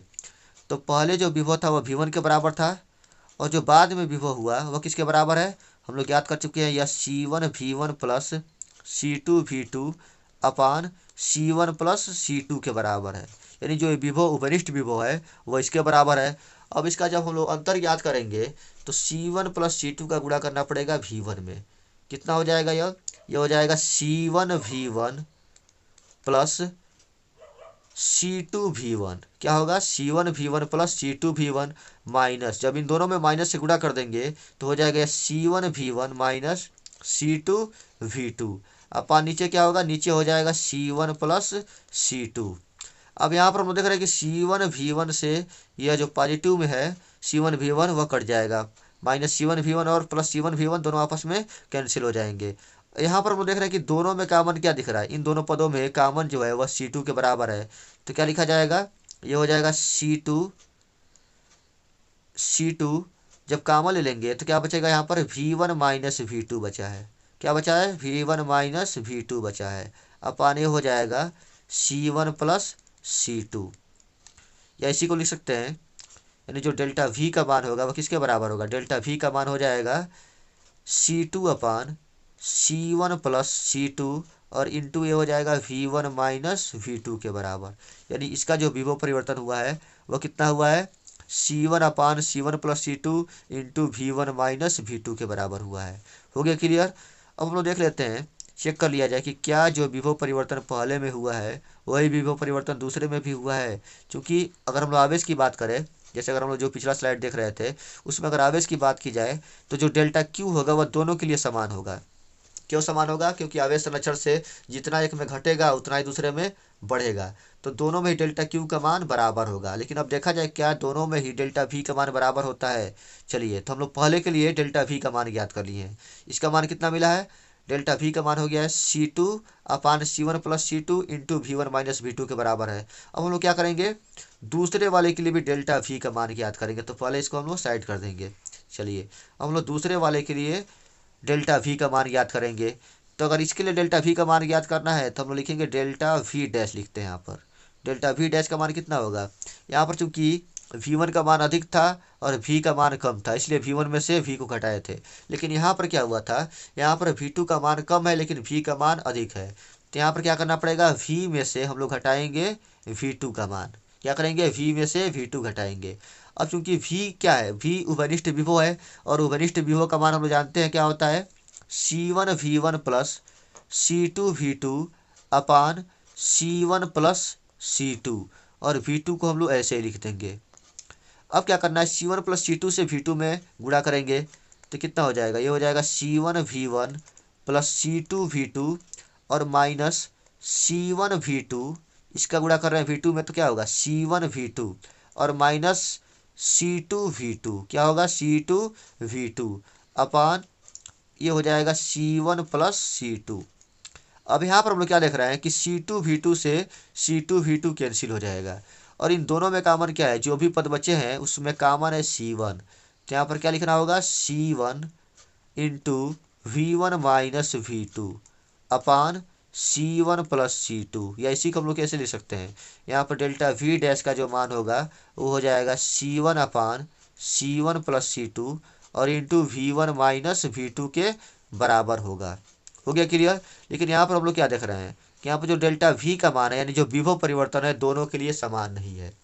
उसमें हम लोग क्या देख रहे थे, इसमें देख रहे थे कि बाकी सारे पद तो वही हैं, लेकिन अंतर ये है कि इसमें C2 आ रहा था, क्या आ रहा था, इसमें C2 upon C1 plus C2 था। लेकिन इसमें क्या है, इसमें C1 अपान C1 प्लस C2 है। V1 माइनस V2 इसमें भी है और V1 माइनस V2 इसमें भी है। हो गया क्लियर। चलिए, अब इन दोनों डेरिवेशन को क्या करेंगे, एक ही साथ देखने का प्रयास करेंगे। चलिए, जैसे यहाँ पर दोनों डेरिवेशन को हम लोग एक साथ अगर देखें तो दोनों में क्या अंतर है। दोनों के फार्मूले में यह अंतर है कि इसमें जब हम लोग पहले के लिए देख रहे थे तो अंश में C2 आ रहा था, लेकिन जब दूसरे के लिए देख रहे थे तो अंश में C1 आ रहा है। हो गया क्लियर। चलिए आगे बढ़ते हैं। अब हम लोग देखने वाले हैं कि इसमें ऊर्जा परिवर्तन कितना होता है, ऊर्जा हानि कितना होता है। हम लोग अभी तक क्या ज्ञात किए हैं, उभयनिष्ठ विभव ज्ञात कर लिए, स्थानांतरित आवेश ज्ञात कर लिए, विभव परिवर्तन ज्ञात कर लिए। अब क्या करने वाले हैं, ऊर्जा हानि का मान ज्ञात करने वाले हैं। ऊर्जा हानि कैसे ज्ञात किया जाएगा यह देखने वाले हैं। तो सबसे पहले हम लोग यह देखेंगे कि जोड़ने से पहले, जब हम लोग दोनों चालकों को जोड़ रहे हैं, संबंधित कर रहे हैं, उससे पहले हम लोग यह देखेंगे कि आवेश जो ऊर्जा का मान है वह कितना है। तो क्या करेंगे, सबसे पहले यहाँ पर लिखेंगे चालकों को जोड़ने से पहले कुल ऊर्जा। तो बस हम यहाँ पर लिखेंगे जोड़ने से पहले, क्या लिखना है, जोड़ने से पहले, दोनों चालकों को जोड़ने से पहले हम लोग ऊर्जा का मान ज्ञात करेंगे। कुल ऊर्जा क्या ज्ञात करनी है, कुल ऊर्जा का मान ज्ञात करना है। तो यहाँ पर इसको हम लोग मान लेते हैं कि यह U के बराबर है। किसके बराबर है, U के बराबर है। और U का मान कैसे ज्ञात करेंगे, दोनों चालकों के लिए अलग अलग ऊर्जा का मान ज्ञात करके दोनों को जोड़ देंगे। तो अगर पहले चालक की बात की जाए तो पहले चालक की ऊर्जा कितनी होगी, ये हो जाएगी हाफ C1 V1 स्क्वायर के बराबर होगा। फिर दूसरे चालक की ऊर्जा कितनी होगी, तो इसको हम लोग लिख सकते हैं हाफ C2 V2 स्क्वायर। हो गया क्लियर। यानी जोड़ने से पहले ऊर्जा का मान इसके बराबर हो जाएगा, यानी half C1 V1 square plus half C2 V2 square के बराबर ऊर्जा का मान हो जाएगा। अब हम लोग लिखेंगे जोड़ने के बाद कुल ऊर्जा कितनी है, यानी दोनों चालकों को अगर जोड़ दिया जाए तो उसके बाद से ऊर्जा का मान कितना होगा, जोड़ने के बाद कुल ऊर्जा। इसका मान हम क्या लिखेंगे, U डैश लिखेंगे, और U डैश का मान हो जाएगा हाफ C1, लेकिन V1 स्क्वायर नहीं लिखना है, V स्क्वायर लिखना है, क्योंकि दोनों चालकों का जो विभव है अब V हो चुका है। तो यहाँ पर क्या लिखेंगे, C1 V square, half C1 V square, और प्लस यहाँ पर क्या होगा हाफ C2 V स्क्वायर, क्या होगा हाफ C2 V स्क्वायर के बराबर होगा। अब चाहे तो हम लोग इन दोनों में से हाफ और V स्क्वायर कॉमन ले सकते हैं।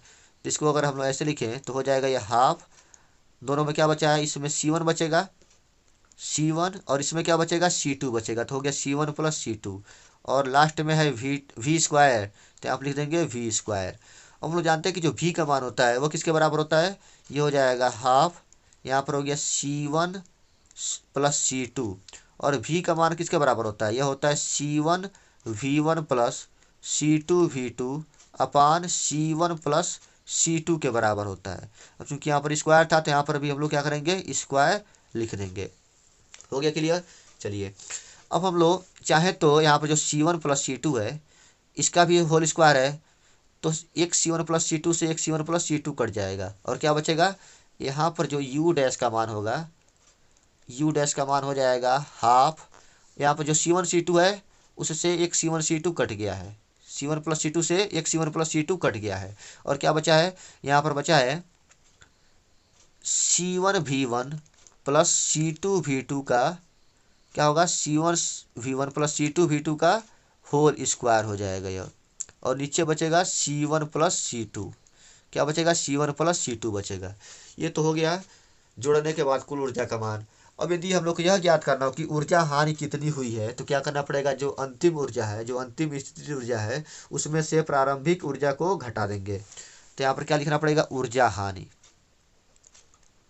ऊर्जा हानि, ऊर्जा हानि कैसे ज्ञात करेंगे, ऊर्जा हानि ज्ञात करने के लिए हम लोग डेल्टा U का मान ज्ञात करेंगे, और डेल्टा U बराबर क्या होगा, डेल्टा U बराबर हो जाएगा U माइनस U डैश, क्या होगा, U minus U dash. U का मान पहले लिखेंगे, U का मान था हमारे पास half C1 V1 square plus half C2 V2 square minus half, यहाँ पर मिला है हम लोग को C1 V1 plus C2 V2 का होल स्क्वायर अपान नीचे क्या है C1 प्लस C2, क्या मिला है C1 प्लस C2। चलिए अब इसमें हम लोग क्या करेंगे, पहले तो हाफ दोनों में तीनों पदों में से कॉमन लेकर बाहर निकाल दिया जाए, इससे थोड़ा कैलकुलेशन करने में, इसको सिंप्लीफाई करने में आसान हो जाएगा। तो अगर हम लोग हाफ को बाहर कर लें और अंदर बाकी को सॉल्व करें तो C1 + C2 से पहले तो इसमें गुणा करना पड़ेगा, क्योंकि इसमें अधिक जगह की जरूरत है, इसलिए हम लोग क्या करेंगे, थोड़ा सा इसको इधर सरका लेते हैं। हाँ, अब क्या करेंगे, यहाँ पर हम लोग देख रहे हैं कि इसका गुणा करना पड़ेगा इन दोनों में।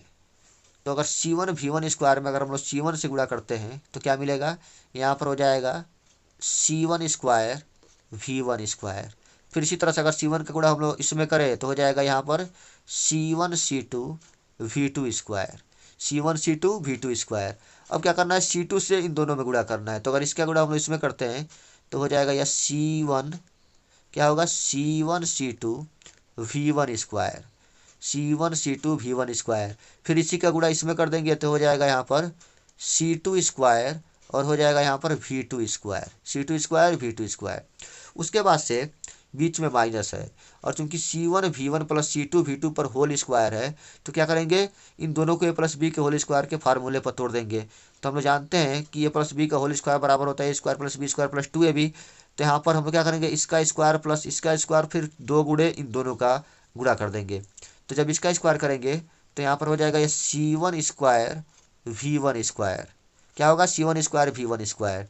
फिर जब इसका स्क्वायर करेंगे तो ये हो जाएगा C2 square V2 square.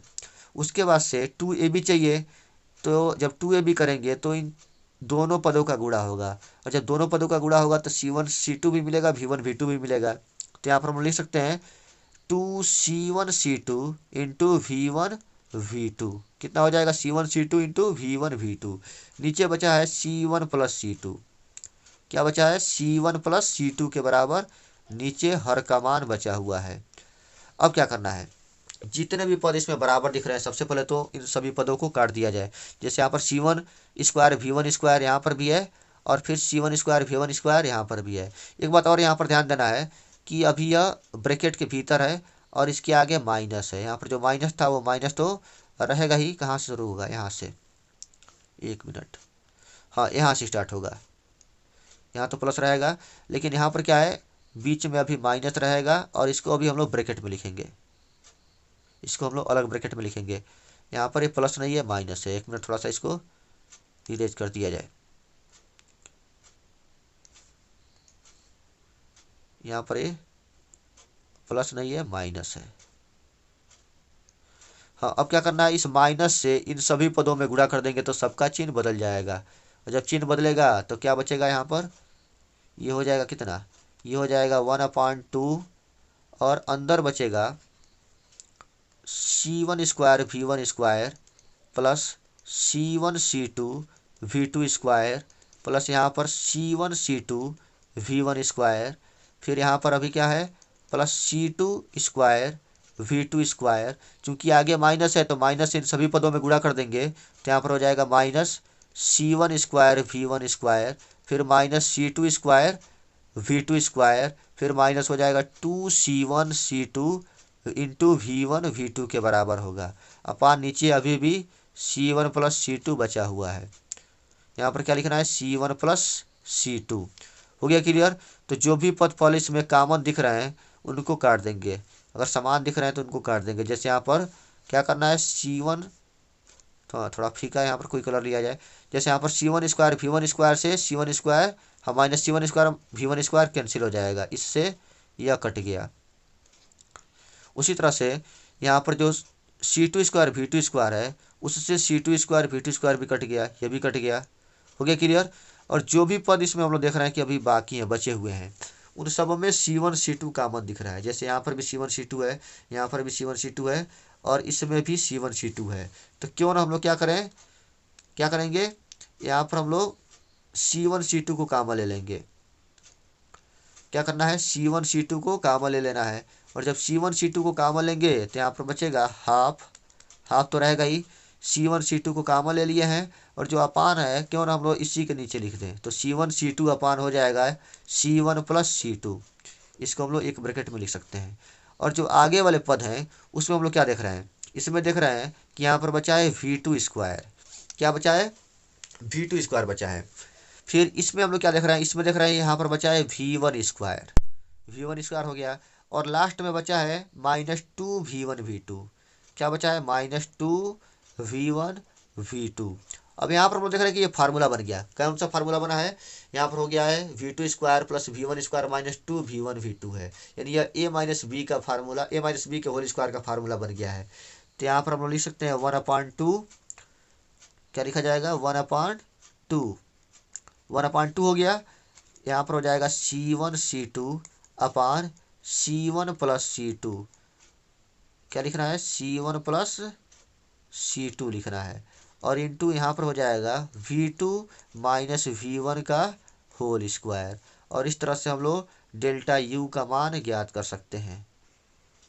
Delta U का मान कितना होगा, डेल्टा U का मान हो जाएगा half C1 C2 upon C1 plus C2 into V2 minus V1 का स्क्वायर, या V1 माइनस V2 का स्क्वायर लिख सकते हैं। हो गया क्लियर। अब हम लोग यह देखेंगे कि क्या इसमें ऊर्जा हानि हुआ है या नहीं हुआ है।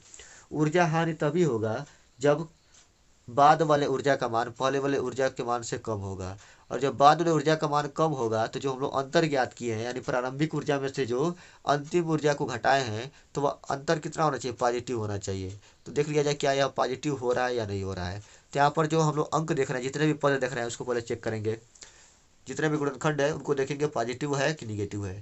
तो यहाँ पर जो हाफ है वो हमेशा पॉजिटिव होगा, और चूंकि धारिता कभी निगेटिव नहीं होती है, तो इनको कितना भी गुणा कर दिया जाए, भाग कर दिया जाए, जोड़ दिया जाए, या कभी निगेटिव नहीं हो सकता। यानी C1 C2 upon C1 plus C2 का मान कभी निगेटिव नहीं हो सकता है।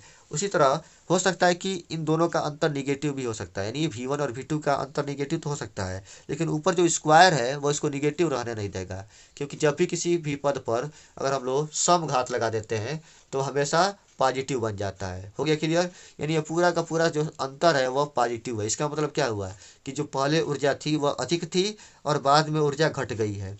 तो फिर हम लोग सोचेंगे कि यह ऊर्जा गई कहाँ पर, यह जो ऊर्जा कम हुआ है वह ऊर्जा गया कहाँ पर। तो यह कहाँ पर जाता है, तो जब हम लोग तार को जोड़ते हैं, जब हम लोग दोनों चालकों को तार से जोड़ते हैं तो इसमें क्या होती है, स्पार्किंग जैसे आवाज़ भी होती है, प्रकाश निकलता है, ऊष्मा उत्पन्न होती है, और इस तरह से ऊर्जा हानि होता है। और थोड़ी देर में अगर हम लोग तार को देखें तो तार गर्म भी हो जाता है। यानी जो पहले ऊर्जा थी और जो बाद में ऊर्जा थी उसका जो अंतर है वह इन्हीं रूपों में मुक्त हो जाता है। किस रूप में, प्रकाश के रूप में, ध्वनि के रूप में और ऊष्मा के रूप में। यानी प्रकाश, ध्वनि और ऊष्मा के रूप में यह ऊर्जा नष्ट नहीं होती है, मतलब मुक्त हो जाती है, परिवर्तित हो जाती है। चलिए और आगे हम लोग बढ़ेंगे। आगे क्या दिया गया है कि दो विद्युतरोधी धातु के गोले जिनकी धारिताएं 3 तथा 5 माइक्रोफैरेड है, क्रमशः 300 तथा 500 वोल्ट के विभव तक आवेशित किए गए हैं।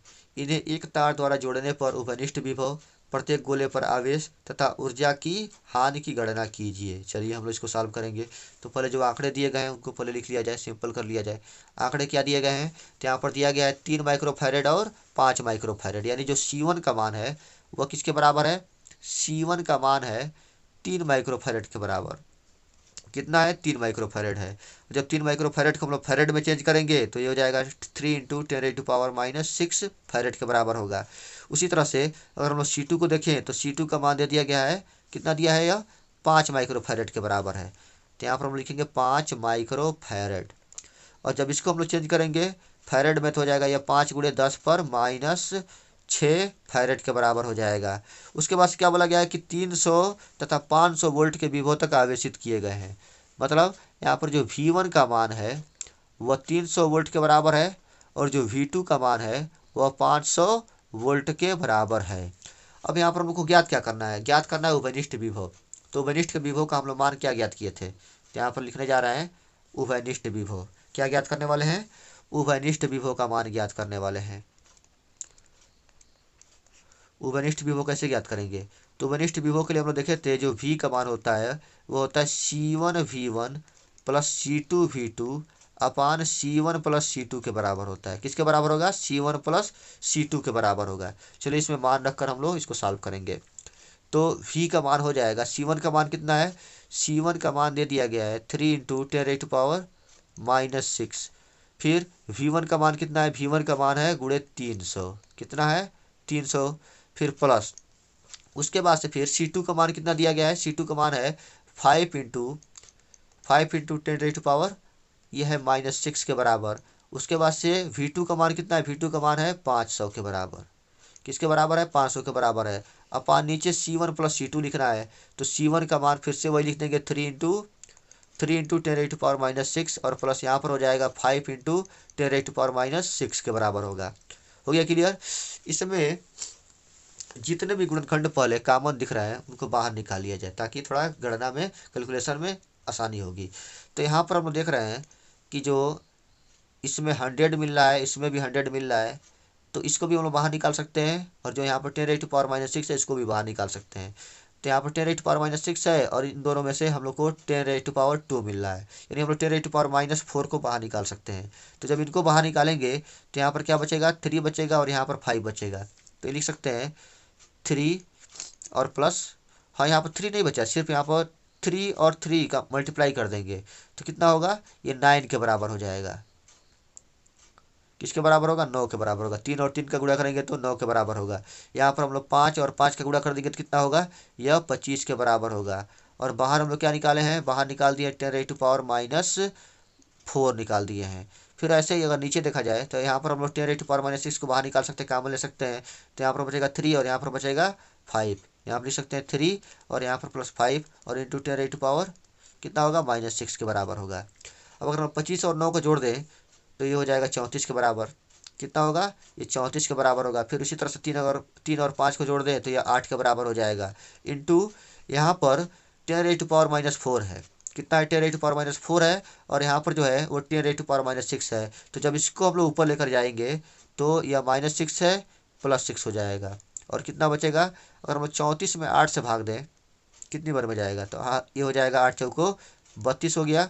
उसके बाद से यहाँ पर कितना बचा है, 2 बचा है तो 20 होगा, 8 दूना 16, फिर 4 बचा 40 हो गया, 8 बचे 40, यानी 4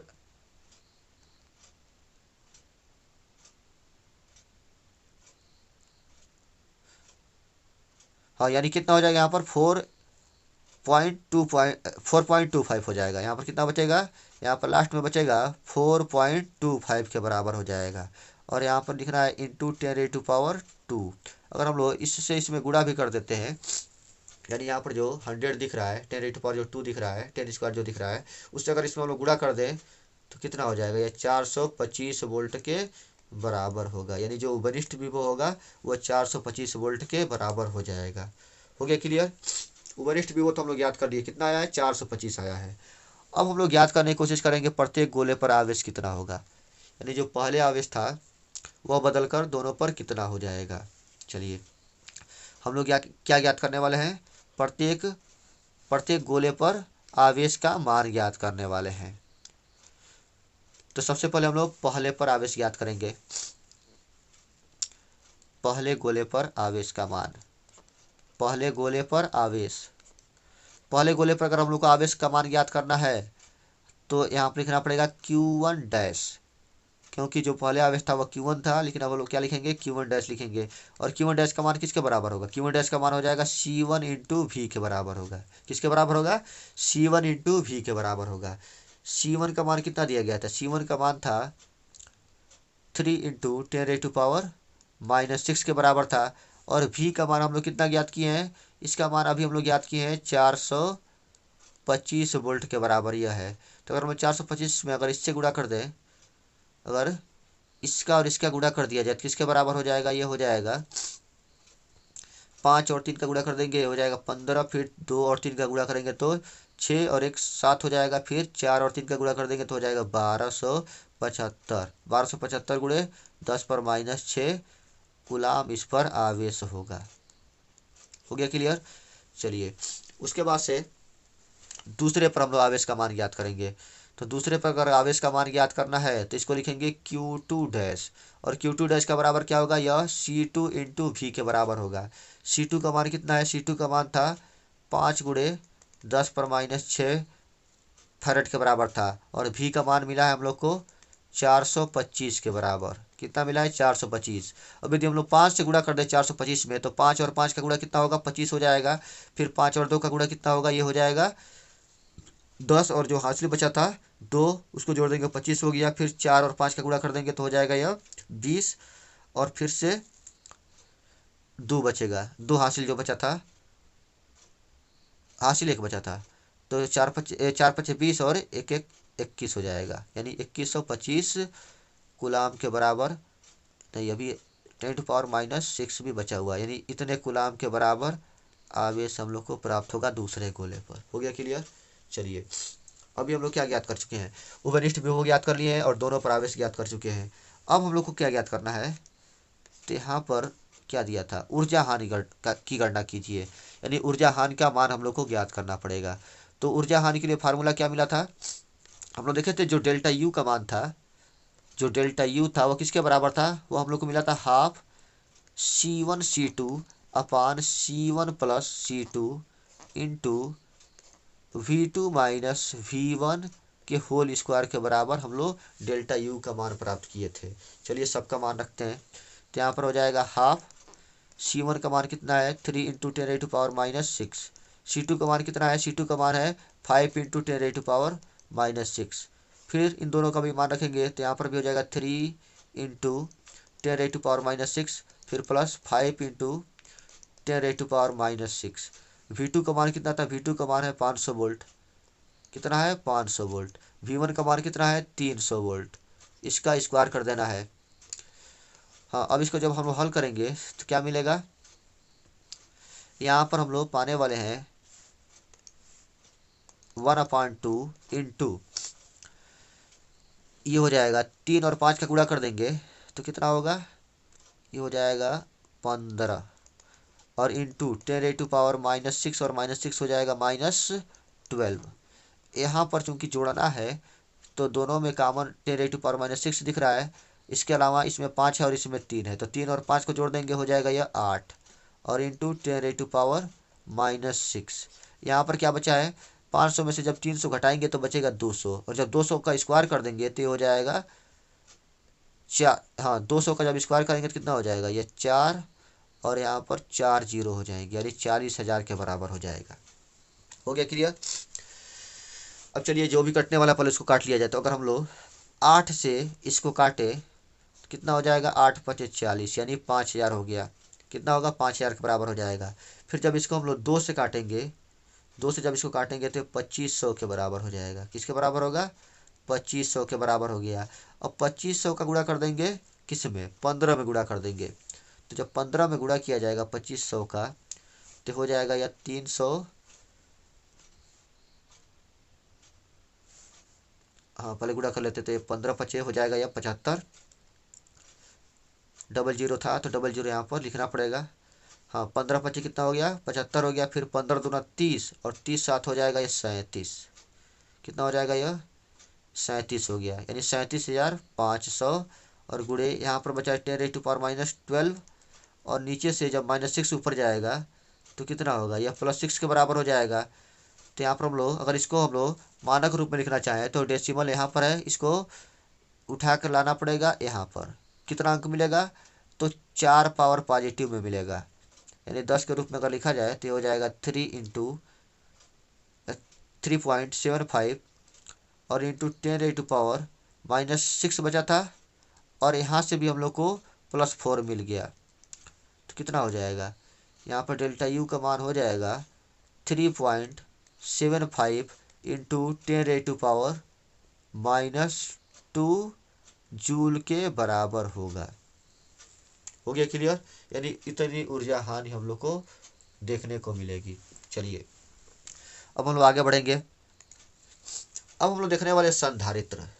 संधारित्र सबसे पहले हम यह देख लेते हैं संधारित्र होता क्या है और यह दिखता कैसा है। तो मार्केट में इन सब टाइप के संधारित्र हम लोग को देखने को मिलते हैं, और अगर हम लोग किसी किट में देखें, किसी सर्किट में देखा जाए तो ऐसे इस संधारित्रों को, कैपेसिटर को किट में जोड़ा गया होता है। ये वाला संधारित्र सभी देखे होंगे, इसको हम लोग क्या बोलते हैं, कैपेसिटर बोलते हैं, लेकिन व्यवहारिक में लोग इसको कंडेंसर ही बोलते हैं। यह जोड़ देने पर पंखे की स्पीड अधिक हो जाती है। चलिए तो हम लोग ये देख चुके हैं कि संधारित्र ऐसे दिखते हैं। अब संधारित्र कहते किसे हैं, तो इसके अगर हम लोग परिभाषा पढ़ें, इसको अगर हम लोग एक लाइन में व्यक्त करना चाहिए, एक लाइन में बताना चाहें तो क्या बोलेंगे कि वह युक्ति जिसमें चालक के आकार में परिवर्तन किए बिना ही आवेश की पर्याप्त मात्रा संचित की जा सकती है, संधारित्र कहलाता है। चलिए इसको समझा जाए। तो हम लोग एकदम शुरू में ही देखे थे कि जब भी किसी चालक की धारिता बढ़ानी हो, अगर किसी चालक की धारिता बढ़ानी है तो क्या करेंगे, उसके आकार में परिवर्तन करेंगे, यानी उसके आकार को बढ़ाएंगे। जैसे अगर हम लोग पानी की टंकी की बात करते हैं तो अगर उसकी धारिता बढ़ानी है तो क्या करना पड़ेगा, उसके आकार को बढ़ाना पड़ेगा। लेकिन संधारित्र में ऐसा एक जुगाड़ लगाया जाता है, ऐसी एक युक्ति लगाई जाती है जिससे उसके आकार में बिना परिवर्तन किए ही, यानी उसको हम लोग बड़ा नहीं करेंगे लेकिन फिर भी पर्याप्त मात्रा में आवेश संचित कर पाएंगे। तो इसी युक्ति को हम लोग संधारित्र कहते हैं। क्या कहेंगे, संधारित्र कहते हैं।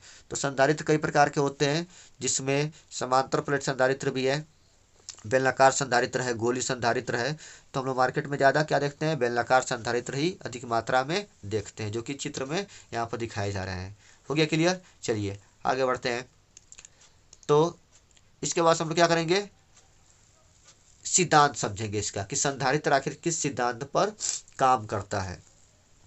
क्लियर है, तो चलिए जैसे यहाँ पर अगर हम लोग देखें तो कई चित्र इसमें दिखाए जा रहे हैं। जैसे यहाँ पर कोई एक प्लेट है, इसका नाम क्या है, इसको हम लोग नाम दिए हैं प्लेट ए। प्लेट ए को जब हम लोग आवेशित करेंगे तो इसका क्या होगा, इसके पृष्ठों पर विभव का मान बढ़ेगा। यहाँ पर चित्र में ध्यान देना है कि इधर माइनस नहीं है, इधर भी इसमें प्लस ही है। ये चित्र में थोड़ा सा गलती से बन गया है, इधर भी क्या होगा, प्लस होगा। इस मतलब जितने भी आवेश होंगे, मतलब जब इसको हम लोग पॉजिटिव स्रोत से जोड़ेंगे तो दोनों पृष्ठों पर क्या होगा, पॉजिटिव ही उत्पन्न हो जाएगा। क्या होगा, दोनों पृष्ठों पर पॉजिटिव उत्पन्न होगा। अब यहाँ पर क्या करेंगे हम लोग, अब चूंकि जानते हैं कि जब इस पर हम लोग आवेश को निक्षेपित करना शुरू कर दें तो धीरे धीरे क्या होगी, इसकी धारिता के अनुसार हम लोग उससे अधिक आवेश का मान, मतलब एक निश्चित मान से अधिक आवेश का मान हम लोग इस पर संचित नहीं कर सकते हैं। लेकिन एक तरीका लगाएंगे जिससे और अधिक मात्रा में आवेश को संचित किया जा सकता है। कैसे करेंगे, तो इस प्लेट के पास एक और प्लेट ला के रख देंगे। क्या करेंगे, इस प्लेट के पास एक और प्लेट ला के जब रखेंगे तो प्रेरण के कारण जो दूसरा प्लेट होगा उसके एक सिरे पर ऋणावेश आ जाएगा, यानी जो पास वाला जो पृष्ठ होगा उस पर आ जाएगा ऋणावेश, और जो दूर वाला पृष्ठ होगा उसके कारण क्या आ जाएगा, धनावेश आ जाएगा। तो चूंकि हम लोग जानते हैं कि जो सी का मान होता है, जो सी होता है, यानी जो धारिता होती है वह Q अपान V के बराबर होता है। अगर किसी भी चालक की बात की जाए तो धारिता का मान Q अपान V के बराबर होता है। अब यहाँ पर अगर हम लोग सिर्फ इस प्लेट की बात करें तो V का मान अगर हम लोग किसी तरह से कम कर दें तो धारिता का मान बढ़ जाएगा, और जब धारिता का मान बढ़ जाएगा तो आवेश को भी हम लोग बढ़ा सकते हैं। क्योंकि यहाँ पर हम देख रहे हैं कि जो धारिता का मान होता है, जो विद्युत जो किसी चालक की धारिता होती है वह विभव के व्युत्क्रमानुपाती होती है। यानी जब हम लोग विभव के मान को बढ़ाएंगे तो धारिता घटेगी, और जब विभव के मान को कम करेंगे तो धारिता बढ़ेगी। अगर हम लोग किसी विधि से V के मान को यानी विभव को कम कर दें तो क्या होगा, हम लोग धारिता को बढ़ा सकते हैं, और जब धारिता बढ़ जाएगी तो हम लोग और अधिक मात्रा में आवेश इस पर संचित कर सकते हैं, इसको और अधिक मात्रा में आवेशित कर सकते हैं। तो चलिए अब यहाँ पर वही प्लेट है, आवेश की मात्रा भी वही है, लेकिन हम लोग क्या करेंगे, इसके पास एक समांतर रूप से एक और प्लेट ला के रख देंगे। जब यहाँ पर हम लोग एक और प्लेट लाएंगे तो जो इसका पास वाला पृष्ठ होगा, जो निकट पृष्ठ होगा, उस पर प्रेरण के कारण ऋणावेश आ जाएगा, और उसके दूर वाले पृष्ठ पर धनावेश आ जाएगा। इधर आ जाएगा निगेटिव चार्ज, इधर आ जाएगा पॉजिटिव चार्ज, क्योंकि जो इसके ऋणावेश होंगे वह धनावेश द्वारा आकर्षित होंगे, और जो धनावेश होंगे वो प्रतिकर्षित होंगे। तो जो धनावेश होंगे दूर चले जाएंगे, जो ऋणावेश होंगे वो पास चले आएंगे। तो इस पृष्ठ पर ऋणावेश आ जाएगा, दूसरे पृष्ठ पर धनावेश आ जाएगा। यहाँ तक क्लियर हो गया। अब हम लोग मान लेते हैं कि इसके पृष्ठ पर विभव, थोड़ी देर के लिए मान लिया जाए कि 10 वोल्ट है।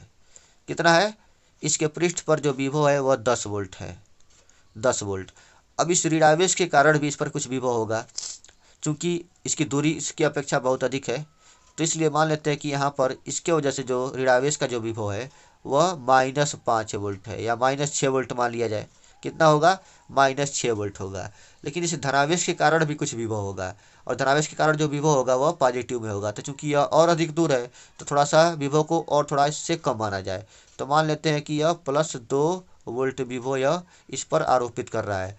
तो पहले 10 था, जब यह अकेले प्लेट था तो विभव कितना था, 10 था। लेकिन 6 के वजह, जो यहाँ पर ऋण प्लेट है, जो ऋणावेश है, उसके वजह से 6 वोल्ट इसका विभव नीचे हो गया।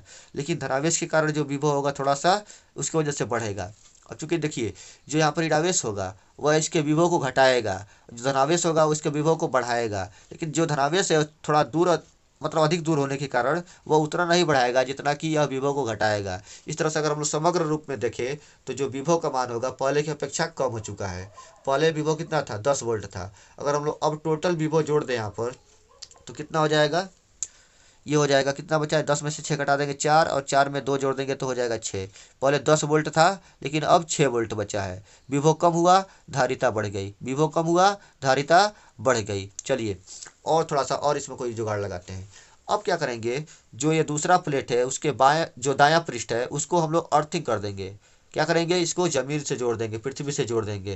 और जब इसको हम लोग अर्थिंग देंगे तो जो इसका धनावेश है वह पृथ्वी से आने वाले इलेक्ट्रॉनों से उदासीन हो जाएगा, क्योंकि किसी भी पॉइंट को हम लोग, किसी भी बिंदु को जब पृथ्वी से जोड़ते हैं तो वहाँ का विभव शून्य हो जाता है। क्यों, अगर वह निगेटिव रहेगा तो निगेटिव चार्ज जो होगा वो पृथ्वी में चला जाएगा, लेकिन अगर पॉजिटिव होगा तो क्या होगा, पृथ्वी से आने वाले इलेक्ट्रॉनों से पॉजिटिव चार्ज भी उदासीन हो जाता है।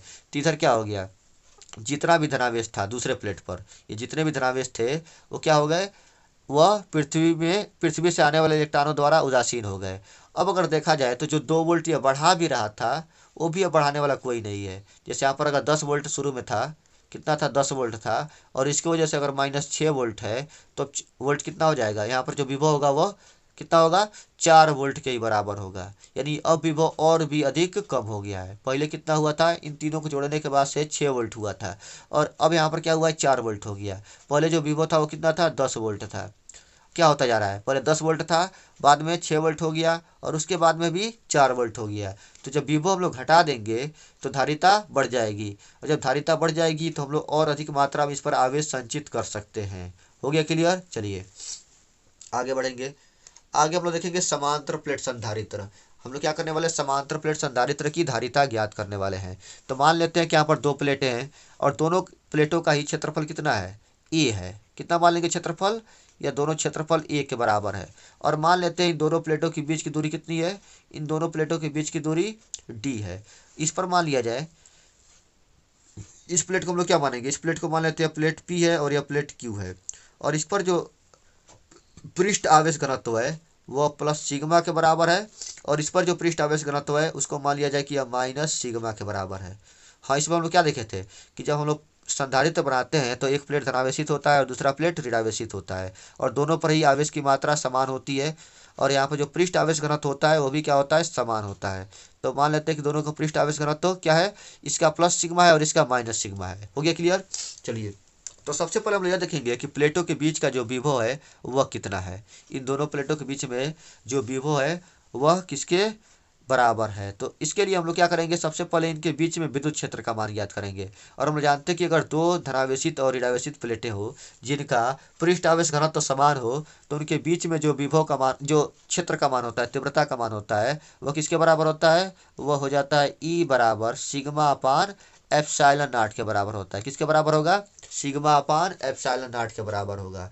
अब अगर हम लोग को विभव का मान ज्ञात करना हो दोनों प्लेटों के बीच का, तो v बराबर कितना होता है, लिखेंगे प्लेटों के बीच विभवांतर, प्लेटों के बीच विभवांतर क्या ज्ञात करेंगे, विभवांतर, और v बराबर हो जाएगा e इंटू डी के बराबर होगा। क्या होगा, e इंटू डी के बराबर होता है, क्योंकि हम लोग जानते हैं जो e होता है, क्या देखेंगे, जो हम लोग ई देखते हैं वो v अपान डी के बराबर होता है। तो अगर v का मान ज्ञात करना हो तो e इंटू डी के बराबर होगा।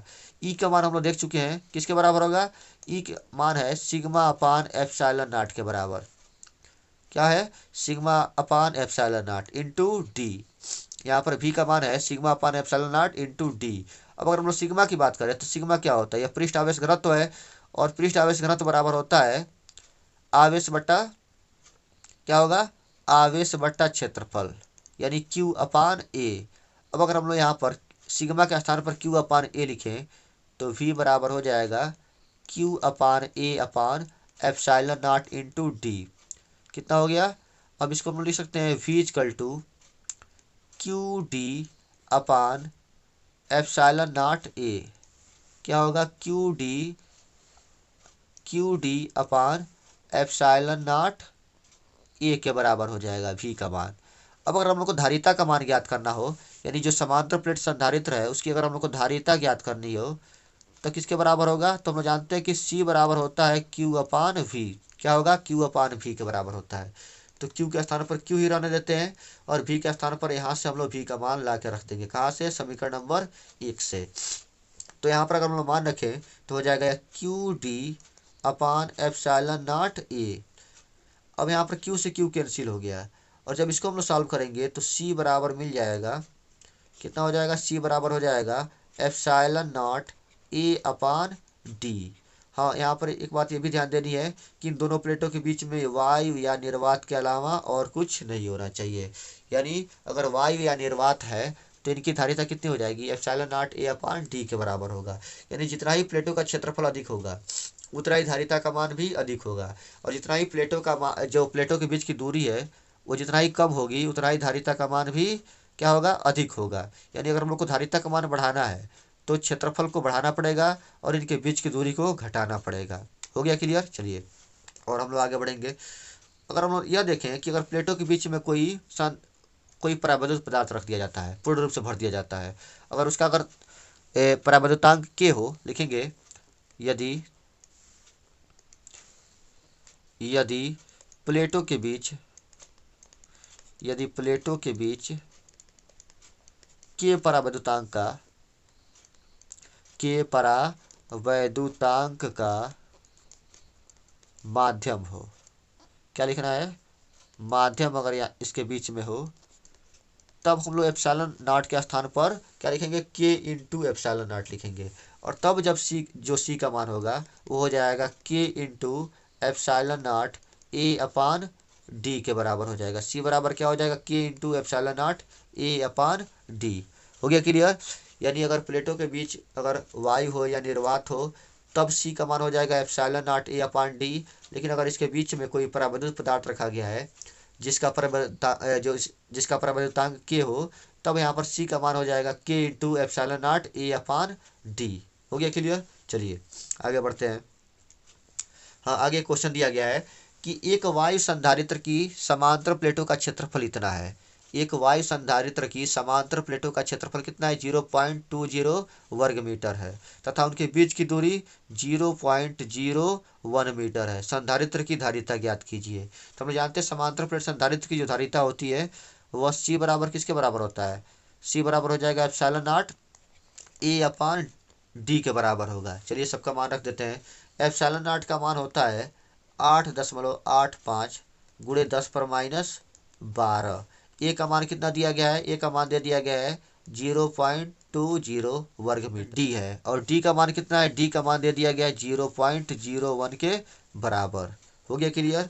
अब अगर हम लोग इसको सिंप्लीफाई करना चाहते हो तो इसको अगर हम लोग दशमलव से हटाना चाहते हो, यानी दशमलव के दम यहाँ पर लाना चाहते हो, तो क्या करेंगे, 100 से इसमें भी गुणा करेंगे और 100 से इसमें भी गुणा करेंगे। तो जब इसमें 100 से गुणा करेंगे तो हो जाएगा यह 20 के बराबर, और जब इसमें 100 से गुणा करेंगे तो ये किसके बराबर होगा, तब यह 1 मिनट रुकिए, हम लोग क्या करते हैं, इसको वैसे रहने देते हैं। ये कितना है, 0.20 के बराबर है, इसको हम लोग बाद में देखेंगे। अगर हम लोग इसमें से डेसिमल हटाना चाहते हैं तो इसमें 100 से गुणा कर देंगे और इसमें भी 100 से गुणा कर देंगे, तो ये कितना हो जाएगा, ये हो जाएगा 885 गुणे 10⁻12 और गुणे यहाँ पर हो गया है 0.2 ही लिखा जाए, इस जीरो से कोई मतलब नहीं है अभी। और अपान में कितना बचेगा, 1 बचेगा, इसको छोड़ दिया जाए। अगर हम लोग 0.2 से अगर इसमें मल्टीप्लाई कर देंगे तो हो जाएगा कितना, 5 दूना 10 हो जाएगा, फिर 8 दूना 16, 16 एक 17 का 7 हो जाएगा, फिर 8 दूना 16, 16 और एक 17। एक अंक बाद पॉइंट लगाना है तो यहाँ पर अगर पॉइंट लगा भी देते हैं तो कितना बचेगा, ये हो जाएगा 177 फैरड के बराबर होगा। कितना होगा, 177 फैरड के बराबर ये हो जाएगा। हो गया क्लियर? चलिए आगे बढ़ते हैं। आगे दिया है कि समांतर प्लेट संधारित्र की प्लेटों के बीच में अगर आंशिक रूप से कोई परावैद्युत पदार्थ भर दिया जाए तब इसकी धारिता कितनी होगी। तो मान लेते हैं कि कोई समांतर प्लेट संधारित्र है जिसमें 2 प्लेटें हैं, इन दोनों प्लेटों का क्षेत्रफल कितना है, ए के बराबर है, इसका भी क्षेत्रफल ए है और इसका भी क्षेत्रफल ए है, और इनके बीच में इनके जो बीच की दूरी है वह डी के बराबर है, और इनके बीच में टी मोटाई का कोई परावैद्युत पदार्थ भर दिया गया है जिसका परावैद्युतांक के बराबर है। किसके बराबर है यह, इसका परावैद्युतांक के बराबर है। अब क्या करना है, अगर हम लोग को इसकी धारिता ज्ञात करनी है तो हम लोग देख रहे हैं कि इसके बीच में 2 प्रकार के माध्यम हैं। एक तो वह भाग है जहाँ पर निर्वात या वायु है, और एक वह भाग है जहाँ पर क्या है, जहाँ पर परावैद्युत पदार्थ है। तो सबसे पहले हम लोग यह देखेंगे कि अगर परावैद्युत रखेंगे तब क्षेत्र की तीव्रता कितनी होगी, और जब परावैद्युत नहीं रखेंगे तब क्षेत्र की तीव्रता कितनी होगी। तो सबसे पहले हम लोग यह देखेंगे कि निर्वात में तीव्रता कितनी होगी। पहले हम लोग क्या लिखेंगे, निर्वात या वायु, चलिए यहाँ पर वायु मान लेते हैं, वायु में जो तीव्रता होगी वह किसके बराबर होगी, उसको हम लोग मानेंगे यह ई नॉट के बराबर है। और ई नॉट बराबर हो जाएगा, ये हो जाएगा कितना, ये हो जाएगा सिग्मा अपान एप्सिलॉन नॉट के बराबर होगा। किसके बराबर होगा, सिग्मा अपान एप्सिलॉन नॉट के बराबर होगा। लेकिन जो यहाँ पर जो माध्यम है जिसका परावैद्युतांक के है, उसके लिए अगर बात की जाए तो लिखेंगे माध्यम के लिए, जो भी माध्यम हो, माध्यम में जो तीव्रता होगी वो किसके बराबर होगी, उसको मान लिया जाए यह ई के बराबर है। और ई बराबर हो जाएगा सिग्मा अपान के इंटू एप्सिलॉन नॉट। क्या होगा, सिग्मा अपान के इंटू एप्सिलॉन नॉट। अब हम लोग देख रहे हैं कि जो निर्वात वाला पोर्शन है उसकी दूरी कितनी होगी, तो अगर हम लोग इसको टी माने हैं तो कुल दूरी डी है, यहाँ से लेकर यहाँ तक दूरी कितनी है, डी है। और उसमें से हम लोग टी निकाल दें तो क्या बचेगा, डी माइनस टी बचेगा। तो अगर हम लोग को अगर पूरा विभव का मान ज्ञात करना हो, यानी एक्स प्लेट और वाई प्लेटों के बीच का विभवांतर ज्ञात करना हो, तो भी का मान कितना हो जाएगा, जो विभवांतर होगा वह भी बराबर हो जाएगा, यहाँ पर लिखेंगे एप्सिलॉन नॉट, एप्सिलॉन नॉट नहीं, क्या लिखेंगे, ई नॉट।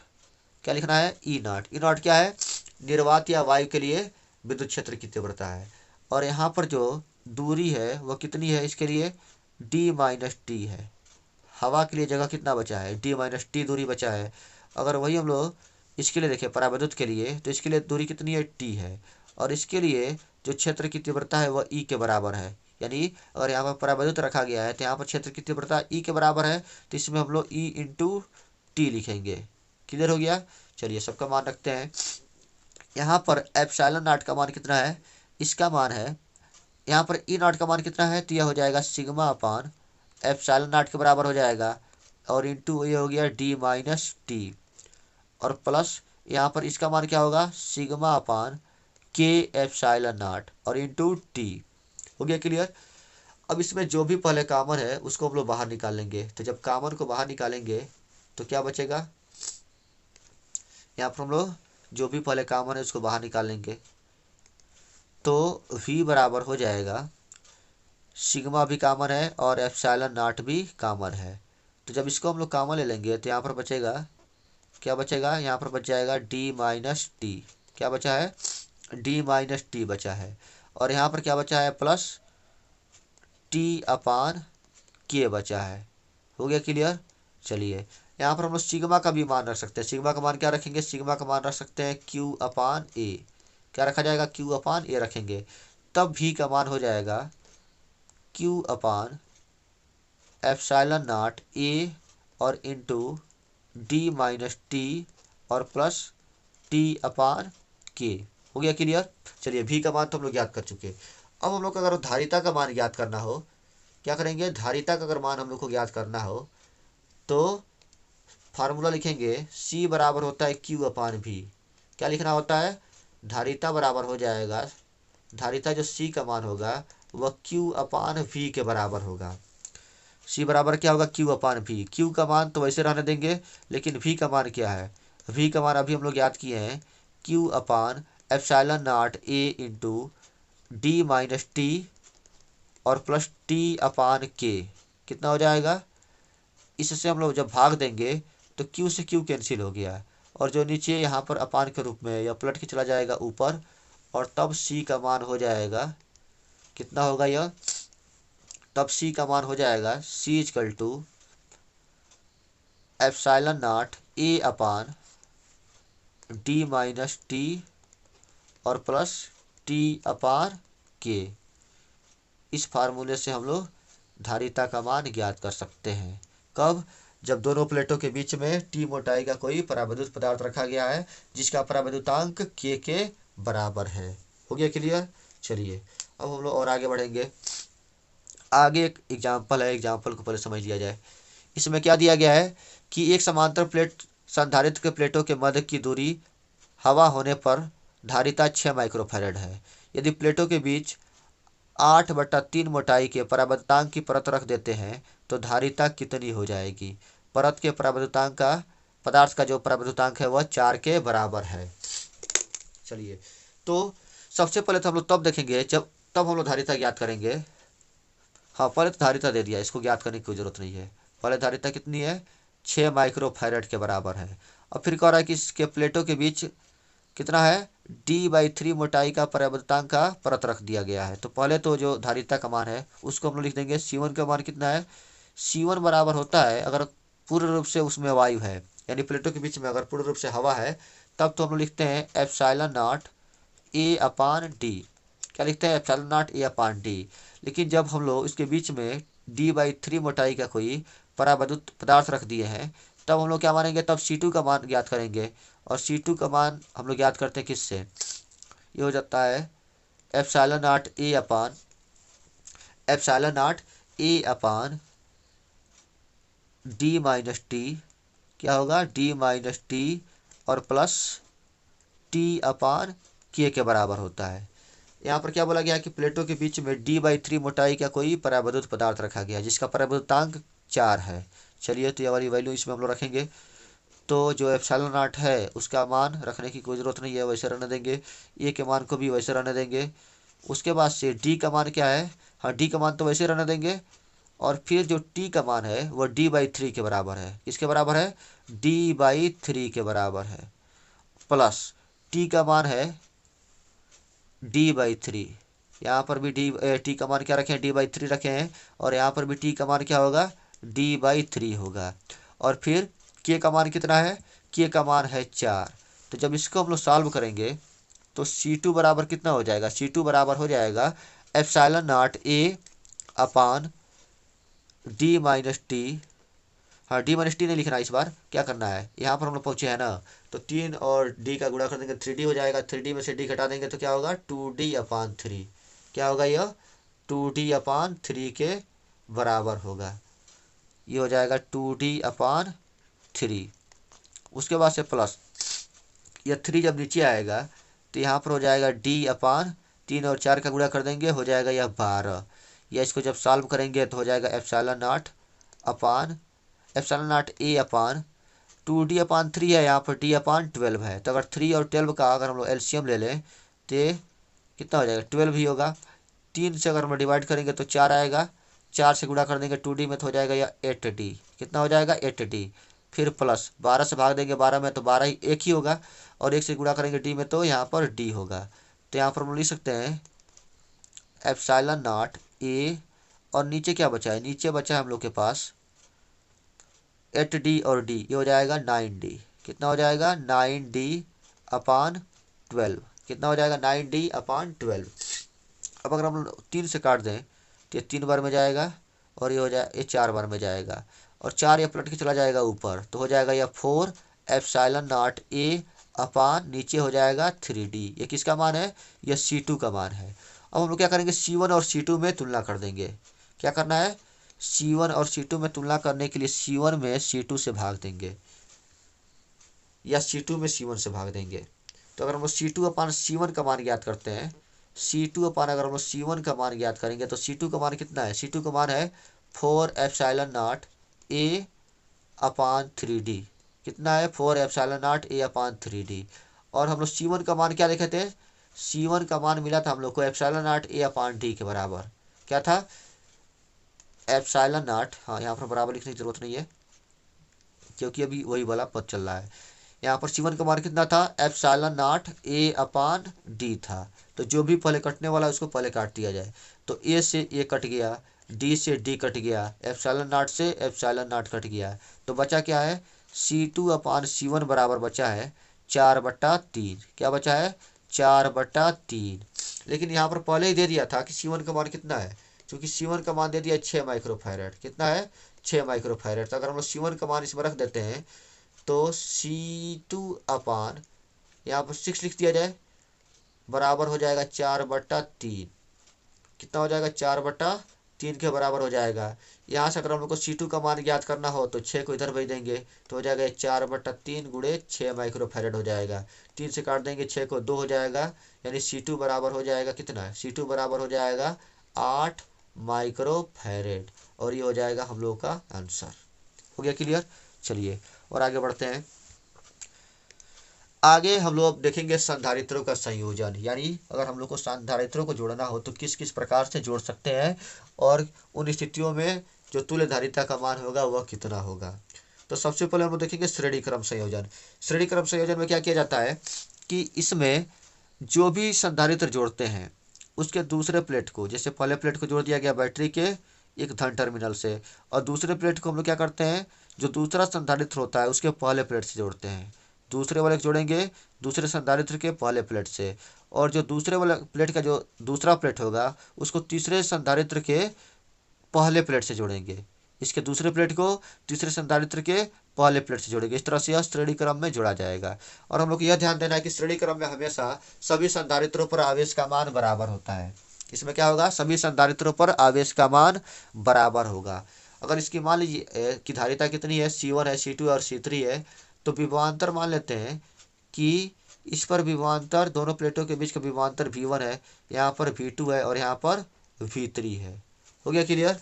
तो अगर यहाँ पर हम लोग को अलग अलग आवेश का मान ज्ञात करना हो, हाँ चूंकि यहाँ पर आवेश का मान क्या है, सब पर बराबर है, तो अगर हम लोग को V1 का मान ज्ञात करना हो तो V1 बराबर क्या हो जाएगा, V1 बराबर हो जाएगा Q अपान C होता है, तो यहाँ पर हम लोग क्या लिखेंगे, Q अपान C1। क्या होगा, Q अपान C1 हो जाएगा। उसी तरह से अगर V2 का मान ज्ञात करना हो तो Q अपान C2 हो जाएगा। फिर इसी तरह से अगर हम लोग को V3 का मान ज्ञात करना हो तो Q अपान C3 हो जाएगा। अगर इन सभी का विभवांतर, कुल विभवांतर अगर V हो तो V बराबर क्या लिख सकते हैं, V बराबर लिख देंगे Q अपान, एक मिनट, हम लोग क्या करेंगे, V बराबर सबसे पहले तो लिखेंगे V1 plus V2 plus V3। क्या लिखा जाएगा, V1 plus V2 plus V3। अब अगर हम लोग सबका मान रख दें तो V बराबर हो जाएगा, V1 का मान कितना होगा, V1 का मान हो जाएगा यह, कितना होगा यह, ये हो जाएगा Q अपान C1 के बराबर होगा, प्लस V2 का मान क्या होगा, यह Q अपान C2 के बराबर होगा। फिर V3 का मान क्या होगा, V3 का मान हो जाएगा Q अपान ये C3 के बराबर हो गया। अब अगर हम लोग V को लिखें किस रूप में, Q और C के पदों में, कैसे लिखा जाएगा, हाँ यहाँ पर हम लोग V का मान भी लिख सकते हैं Q अपान C, जहाँ पर C क्या है, C सभी धारिताओं की तुल्य धारिता है। तो यहाँ पर अगर हम लोग V का मान भी रख दें तो क्या लिखेंगे, V का मान लिख देंगे Q अपान C। अब क्या करना है, दोनों पक्षों में Q से भाग दे दिया जाए, या इन तीनों में से Q कॉमन लेकर इस Q से काट देंगे तो क्या मिलेगा हम लोग को, यहाँ पर मिलेगा 1 अपान C। इधर क्या बचा है, Q तो कट गया, तो ऊपर 1 बचा है, नीचे C बचा है, तो 1 अपान C हो जाएगा equal to 1 upon C1 plus 1 upon C2 plus 1 upon C3। यानी अगर हम लोग को श्रेणी क्रम में संधारित्रों को जोड़ना हो तो तुल्य धारिता ज्ञात करने के लिए क्या करेंगे, सभी धारिताओं के व्युत्क्रम को जोड़कर जो भी व्युत्क्रम मिलेगा उसी के बराबर होगा। यानी जो तुल्य धारिता का व्युत्क्रम होता है वह धारिताओं के व्युत्क्रम के योगफल के बराबर होता है। हो गया क्लियर। इसी तरह से अगर अन्य धारिताएं भी होती है, अगर अन्य संधारित्र भी होते हैं श्रेणी क्रम में, तो उनको भी हम लोग 1 अपान करके जोड़ते जाएंगे तो तुल्य धारिता का मान ज्ञात कर सकते हैं। लेकिन अगर हम लोग को सिर्फ 2 ही धारिता दी गई हो, क्या हुआ हो, सिर्फ 2 ही धारिताएं हैं, एक मिनट, यहाँ पर मान लेते हैं कि हम लोग के पास सिर्फ 2 ही धारिता है और उनका जो धारिता है, यानी 2 ही संधारित्र है, उनकी धारिता कितनी है, C1 और C2 है। तो तब यहाँ पर हम क्या लिखेंगे, तब लिखेंगे 1 upon C equal to 1 upon C1 plus 1 upon C2। क्या हो जाएगा, 1 upon C1 plus 1 upon C2 के बराबर होगा। इसको अगर हम लोग सॉल्व कर दें तो 1 अपान C इक्वल टू हो जाएगा, कितना हो जाएगा यह, इसका 1 में गुणा कर देंगे तो हो जाएगा C2, इसका 1 में गुणा कर देंगे तो हो जाएगा C1, तो ऊपर हो जाएगा C1 प्लस C2, नीचे इन दोनों का गुणा कर देंगे हो जाएगा यह C1 C2। कैंची गुणा कर रहे हैं तो इसका गुणा इसमें हो जाएगा, इसका गुणा इसमें हो जाएगा और इन दोनों का गुणा आपस में हो जाएगा। तो यहाँ पर हो जाएगा 1 upon C equal to C1 plus C2 upon C1 C2। अब अगर हम लोग को C का मान ज्ञात करना है तो 1 अपान C को अगर हम लोग C के रूप में कन्वर्ट करते हैं, इसका व्युत्क्रम लिखते हैं, तो इधर भी व्युत्क्रम लिखना पड़ेगा और तब ये हो जाएगा C1 C2 upon C1 plus C2। क्या होगा, C1 C2 upon C1 plus C2 के बराबर हो जाएगा। हो गया क्लियर। चलिए अब हम लोग देखेंगे समांतर क्रम संयोजन। क्या देखना है, समांतर क्रम संयोजन देखना है। तो समांतर क्रम संयोजन में हम लोग क्या करते हैं कि जितने भी संधारित्र होते हैं उनके पहले प्लेटों को एक बिंदु से जोड़ दिया जाता है और दूसरे प्लेटों को दूसरे बिंदु से जोड़ दिया जाता है। जैसे यहाँ पर 3 संधारित्र हैं और मान लेते हैं कि तीनों की धारिताएं कितनी है, C1 C2 और C3 है।